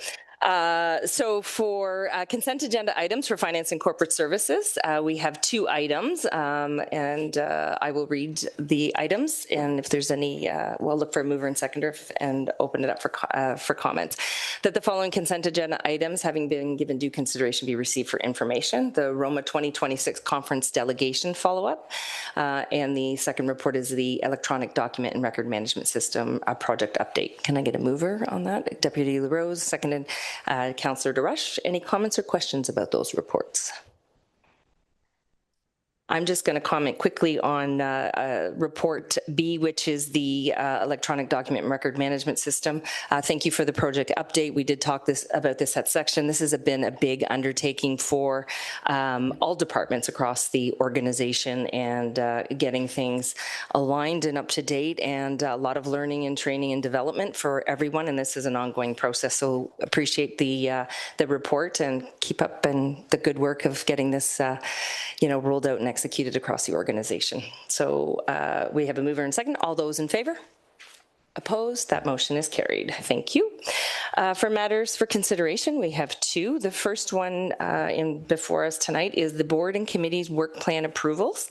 We'll be looking at approving the following work plans: the Economic Advisory Committee work plan, the Museum and Heritage Committee work plan, Trails and Advisory Committee work plan, the Transit Committee work plan, and the Wellbeing and Accessibility work plan. Can I get a mover? I'll read the motion and get a mover and seconder, and then we can look for any, we can open up for comments. That the 2026 work plans for the advisory committees and boards of council be approved as presented. Can I get a mover? Moved by Councillor Waters, seconded by Deputy LaRose. Any comments or questions with regards to those? Yes, Councillor DeRush. I'd just like to congratulate our volunteers on these various committees who have worked on these work plans and who commit to do the work that's so important. That really is grassroots work that change the lives of ratepayers and change the lives of our community. So thank you, volunteers. Thank you very much for that. And I would echo that. We all sit on those various committees, and we do know the dedication and work that is done by staff, volunteers, and everyone who's engaged in that work. So we had a mover and seconder. All those in favor? Opposed? That motion carries. The next item for consideration is the Microsoft Teams phone system, customer service call handling options. The motion reads that in efforts to improve customer service, an automated menu auto attendant call handling option be implemented during the transition of the Microsoft Teams telecommunication platform be approved. Can I get a mover and seconder? Moved by Your Worship, seconded by Councillor Waters. Questions or comments with regards to this report? Deputy LaRose. Thank you, Madam Chair. When I read this report, I was very, very unhappy. I look at all the money we're spending. All I read in the report is that the system doesn't work, it sucks, it's no good. Anybody that comes to work on it, the maintenance is bad. Holy geez, we're spending thousands and thousands of dollars, and we can't make a phone work. So let's get rid of them people, and we're going to go to the new system. Perfect, not a problem. If we're going to spend that much money and have a system that works, I'm just a little worried about our staff at the front desk.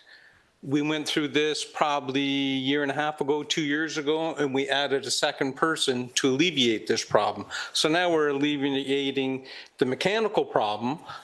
Does that mean that we will be shrinking our front service staff? That would be my question. Sorry, Carrie, would you like to address? I'm sorry, I'm trying to figure out who to direct it to. Kelly, sorry, thank you. Through you, Deputy Mayor LaRose, to Councillor Marchand. Thank you for that question. So the reason that staff are looking to switch phone systems to the Teams online system is because we're going to be forced to do so anyways with the current system that we have. So regardless, this change is forthcoming for the town. And so based on that, staff have explored options, and this is how this proposed system has come about. Now with that, is some options for council's consideration for either the three options that were presented within the report, and the one being the automated system, which you're right, it reflects the a system where it provides the residents with an option to, when they first call in, to select a department staff member through their extension instead of first getting someone. However, it's always an option for that person, that resident calling in, to obtain a staff person to respond to them. So this is just to provide better customer service to a resident who may be calling in, and have that option for them to select a specific staff member. If they know that's who they're looking for, it would go to that person. So that eliminates that option and just providing a better, efficient system and path for them to go down. Thank you. Does that answer your question? I know you asked about staffing, but I think at the end of the day, we had this conversation at section. I can't comment on the additional resource that was hired. That was before, I think it wasn't during, and that wasn't in the last, okay. So what I want to say is I can't comment on that workload, but I don't anticipate that our front receptionists just sit there and wait for the phone to ring. I'm hard pressed they have other doing more than that. But I think the answer is that there isn't an elimination of any positions through this from that perspective. Anyway, that might be something that we may have some additional comments on. Councillor Bedevancourt, and then your worship. Yes. Thank you, Madam Chair. With respect to this conversion, I went through this with my current employer about 2 years ago, and each individual was assigned a new Teams phone number, and it's to that particular individual. The municipal number, in our case, it's 549-7453, remain there. And individuals, employees had the option of giving out their Teams number or giving out the main number. And I can only speak for myself, but when I call and leave a message and I ask somebody to call me back, I give the municipal number. And when the call comes back in to the municipality, we have a live body that transfers the call to Teams, to me or to Teams. So from that standpoint, when we made the transition, we kept the live body there. I don't see that person being overwhelmed in terms of calls. I think it's a good service to having a live body. I said I can't speak for anybody else in terms of handing out that Teams number that's given to the individuals. But I've chosen to have people go through the main reception if they're calling back to get a hold of me. So I will not be supporting the recommendation. Your worship, go ahead. Thank you. Unlike the deputy, I forgot the word you said. I think you said really didn't like it. I really enjoyed this. This was my second favorite report. My first one was the traffic calming. This is my second favorite. This was a home run. So just some clarity, this report is about customer service. Several years ago, a request came forward similar to this, and Council of the Day said, no, we want a live body to answer the phone. This is just the recommendation is live receptionist, auto attendant, or department call queue. That's the request. It's not about the technology. The technology is happening. Just do we want to change the service level? To your point, Councillor Vadebonker, I agree. There's a lot of ways that staff could say, whether it's an extension number or direct dial number, there's a lot of ways staff can figure that out. I think those are details they can figure out. From my lens, I call in often when I'll ask to speak to the CEO or I'll ask to speak to Emily. Every time I call in, reception, Jennifer may answer the phone. I would rather her serve somebody at the front wicket. I don't think she needs to see if someone's available to pass. I would love to be able to hit extension 2 or 3 or 5 and get to who I need to get to. I think the people at the front are there to help serve people that are here. And I'm sure when they set up the system, they can say, if you need to talk to somebody, hit 0 and it'll go to the live attendant. They're not saying it's never going to happen. They're saying, give us the flexibility that if someone like me wants to call and I hit extension 2, I can go direct to the CEO. That's what they're suggesting, but this system today doesn't allow that. And Deputy Mayor, you mentioned about we hired an extra person. I recall we did that in budget 2 budgets ago, and I believe it was 8 hours a week, I think is what we increased that FTE count. It wasn't a full FTE. I think it was small dollars. This is about service enhancements, about delivering a better service level to the community. I think this is a really good one. It keeps the options available that we provide flexibility. They're just asking for, can we change the way that we do business today? Can we serve people when they show up to the wicket? I think it's great. Councillor Duresh, you had a comment? Question? Yes, thank you very much. I too, like Councillor Vadebonker, lived this transition in my previous life, my work life, and it's a lot of work for staff. So I understand that there's some decisions to be made as far as how you set up the phone, how you want it to be broken down. Like there's a lot of thought that needs to be put to how you want those calls to come in. But when we did make the change where I was working, there was big debate about going live or going all automated, and they decided to go automated. And it was something that certainly I regretted, because there's not that warm receipt when you call. And if we're the town that has a small town feeling, or whatever it is that we say in our strat plan, a small town feeling is having a live reception, taking your call. So that was my only thing when I read this report, is that especially with the population who generally do call, generally speaking, they're an older population who may be calling for their tax bill or for the water or for questions regarding whatever. When you ask them to navigate through public works or through water, wastewater, whatever, sometimes they don't know where they're going. So I think it would be a warmer reception if we have a live operator answering that call. I just don't know if that's that would fit within the goals of or the vision that staff have. So that would be my only question here. Deputy Clerk or CEO, if you have any additional comments you want to make with regards to this before we vote. Through you, Councillor Duresh, to Councillor Marchand. Just to touch a little bit on the piece in regards to staff.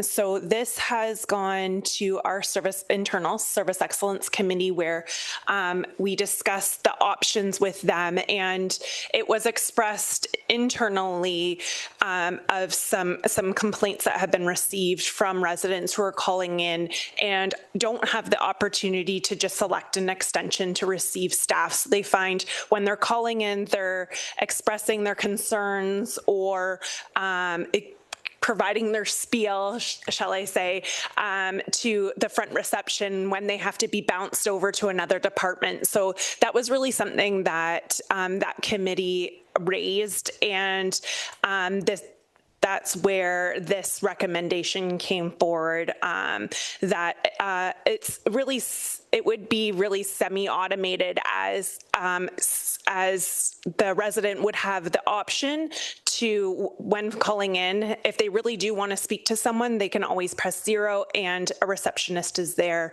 However, they would have the option to get to use an extension number to get directly to a staff person if that's what they wish to do. Thank you, Your Worship. Thanks. This is, I find this one a little difficult, and here's why. I think we're all raising good perspectives, but we talk about our job. Our job is to govern.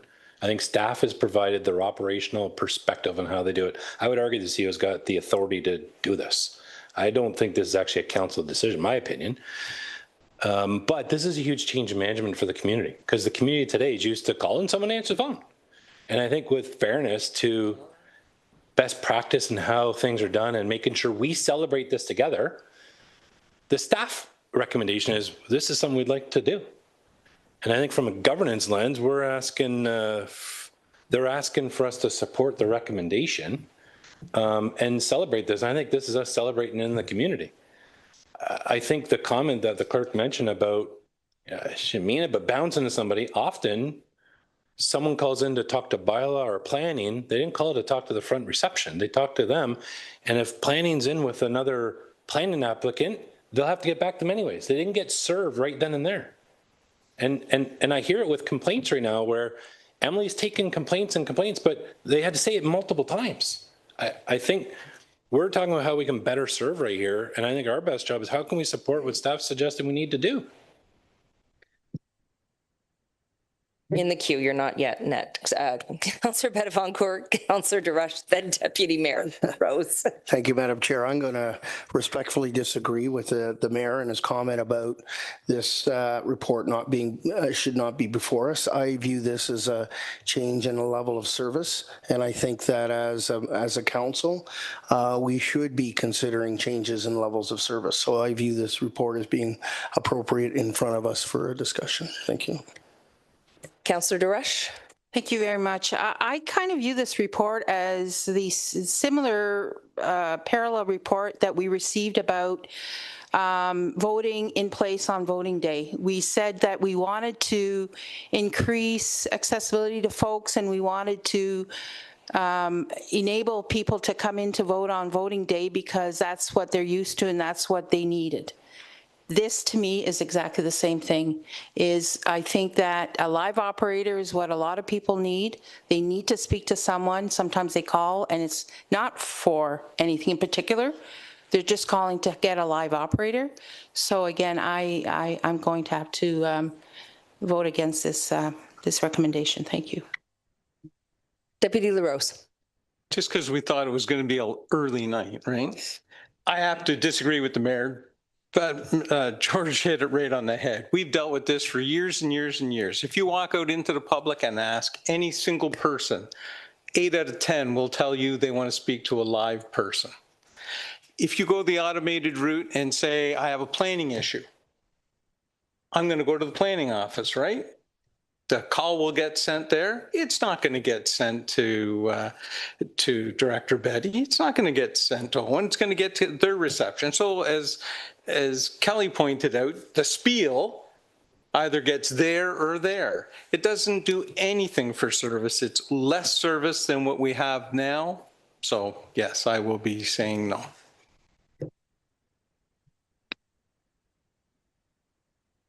Well, I didn't expect this much debate about this particular topic this evening. Certainly, we had a good discussion with regards to this report at council, or excuse me, at committee, at section review. And one of the things that certainly one of my first questions was, we have the option to automate how this call tree will work. Can we make sure that individuals know right from the greeting that they have an option to hit 0 to go to reception? And we know that there is no one solution that is going to please everybody. And this is about modernizing as well. It's rare that you can call in somewhere and get a live individual. And I'm someone who gets frustrated because I do have to repeat what I'm asking for on multiple levels and prefer to go through a call tree. You've raised points with regards to, go to planning, you're going to go to reception. There are administrative supports for the team to make sure that they're going to the appropriate people within planning so that it's not there's no expectation that it be Owen or Andrea answering the phone for planning and having that greeting. I understand that, we do want to ensure that we continue to have that support for our clients. I don't see this as a service level change.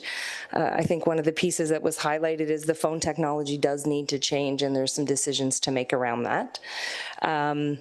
And so I think this provides options. We've moved to automated platforms for customer service on our website. We are looking at different ways in which to provide services in the best way possible. But in no way is this going to be 7 clicks later before you get a live body. There was, ensuring that we can create the model in terms of that call tree, and individuals getting a live receptionist if they need to speak with someone is an option there. Any other comments or questions before we call this to a vote? Councillor Waters? Yeah, just a quick question. If the program goes ahead the way that it is here, it can be altered at any time? Can it be altered at any time? Kelly? Through you, Councillor Waters to Councillor Marchand. That's correct. We can modify it at any point. It is, I would keep in mind in terms of the option 1 versus option 2 and going from one to the other, there would be some significant staff would need some time in order to configure those options in order to go, say, from 1 till 2. However, that is an option that can be done. Yes. Thank you. I did have a mover and seconder on that. Yes. Okay. So we'll call for a vote. All those in favor? Opposed?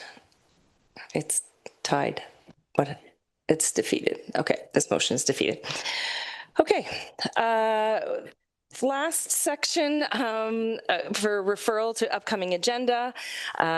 We have one item that is currently on future agenda items, which is the... Councillor Marchand. Sorry. I think the clerk just wants to clarify something for us. Sorry, Councillor Marchand. If being that was defeated and staff require some direction in terms of path forward, is it possible then for council to vote on option 1 if that's what they are looking to remain as status quo? Thank you for that. Sorry, was that me? Your Worship? I think the motion was defeated. I think we should leave it defeated. Council can always pull it during committee of the whole report next month and introduce a new option, change it, readdress it. I think tonight we've already debated this in motion. I don't know if it's going to save anything.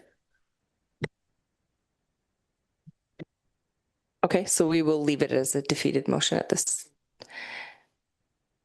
Okay. Sorry, I apologize. I wasn't looking up when I went to the next session. So matters for consideration. We do have one item. I apologize. I'm just going to pull up the agenda here. I'm in that document. Okay. And that is the procedural bylaw update is currently on there. Before I read the motion, does anyone have anything to add? Councillor Bedvancourt? Thank you, Madam Chair. I was intending to raise this as a referral item under the Recreation Community Services, but we got jumbled in our order there, so I'm going to raise it now. We heard at our last council meeting about the announcement of a new Burkevale School to be located at the intersection of Edward and Dunlop Street in our community, and the planning has started for that school. I think there's an opportunity for the municipality to get involved in the planning for that school, and not the planning land use per se, but the planning in terms of the types of facility that will be constructed. And what I'm getting at is that there is a program under the Ministry of Education. It's called the Community Use of Schools program. and it talks about the community planning and partnership that municipalities can enter into with school boards in terms of the design of the facility. So for example, an elementary school has a particular size gym. If we want to make this a community use school, maybe we go with a secondary school size gym, and we put a solid divider between it during the day. So one half can be programmed by the municipality and the other half is used by the elementary school as their elementary school size gym. You can have change rooms with showers. We talked about a soccer pitch, so there's different things. When I was chatting with the deputy mayor, he reminded me of the access to the school, so that the access to the community components is locked off from the rest of the school. So my interest, Madam Chair, is to ask the director to explore the opportunities with the school board and what the province has outlined in terms of community use for the new school, and ask for an information report. What does it mean? How does it work? What's involved? What's the municipality's obligations if we go that route? We do have some history in this municipality. As the deputy mayor would know, we worked with a community use agreement with Canadian Martyrs way back when, and we had to pony up. We had to put some money in, and I'm a little fuzzy on all the details. It's been a number of years, but I remember they required a new water main because the existing water main on Point Street wasn't large enough, and we put a new water main in, and there was other benefits to the people along Point Street, but we got a wood floor in the gymnasium. So if you go to Canadian Martyrs, it has a wood floor, and there's not too many elementary schools that have a wood floor. So that was many years ago in Penetanguishene.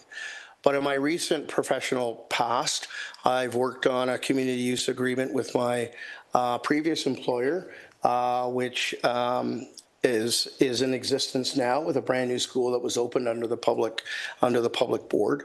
And where I'm working now, the municipality, different type of community use agreement, but similar in the sense of an agreement with the school in exchange for facilities within the school. So I'm very familiar with the model. I'm not sure if the model, any of the parameters have changed. That's what I'm asking for, an information report, so that we can understand as a council what the opportunities might be and what the implications are for the municipality. So, Madam Clerk, I've been exchanging emails back and forth with the director on this. We've had some conversations. If you require clarity in terms of what I'm asking about, I think I copied you in one of the initial emails. So that's it. And, whether it goes under recreation or finance or whatever, I'm raising it now because I missed the recreation. Thank you, Madam Chair. So we need a mover and seconder then for that motion then. So if you want to put on floor, moved by Councillor Bedevancourt, second by Councillor Desroches. All those in favor? That motion carries, and we will put that under recreation. Okay, thank you. I do have an item that I would like to put forward on the floor.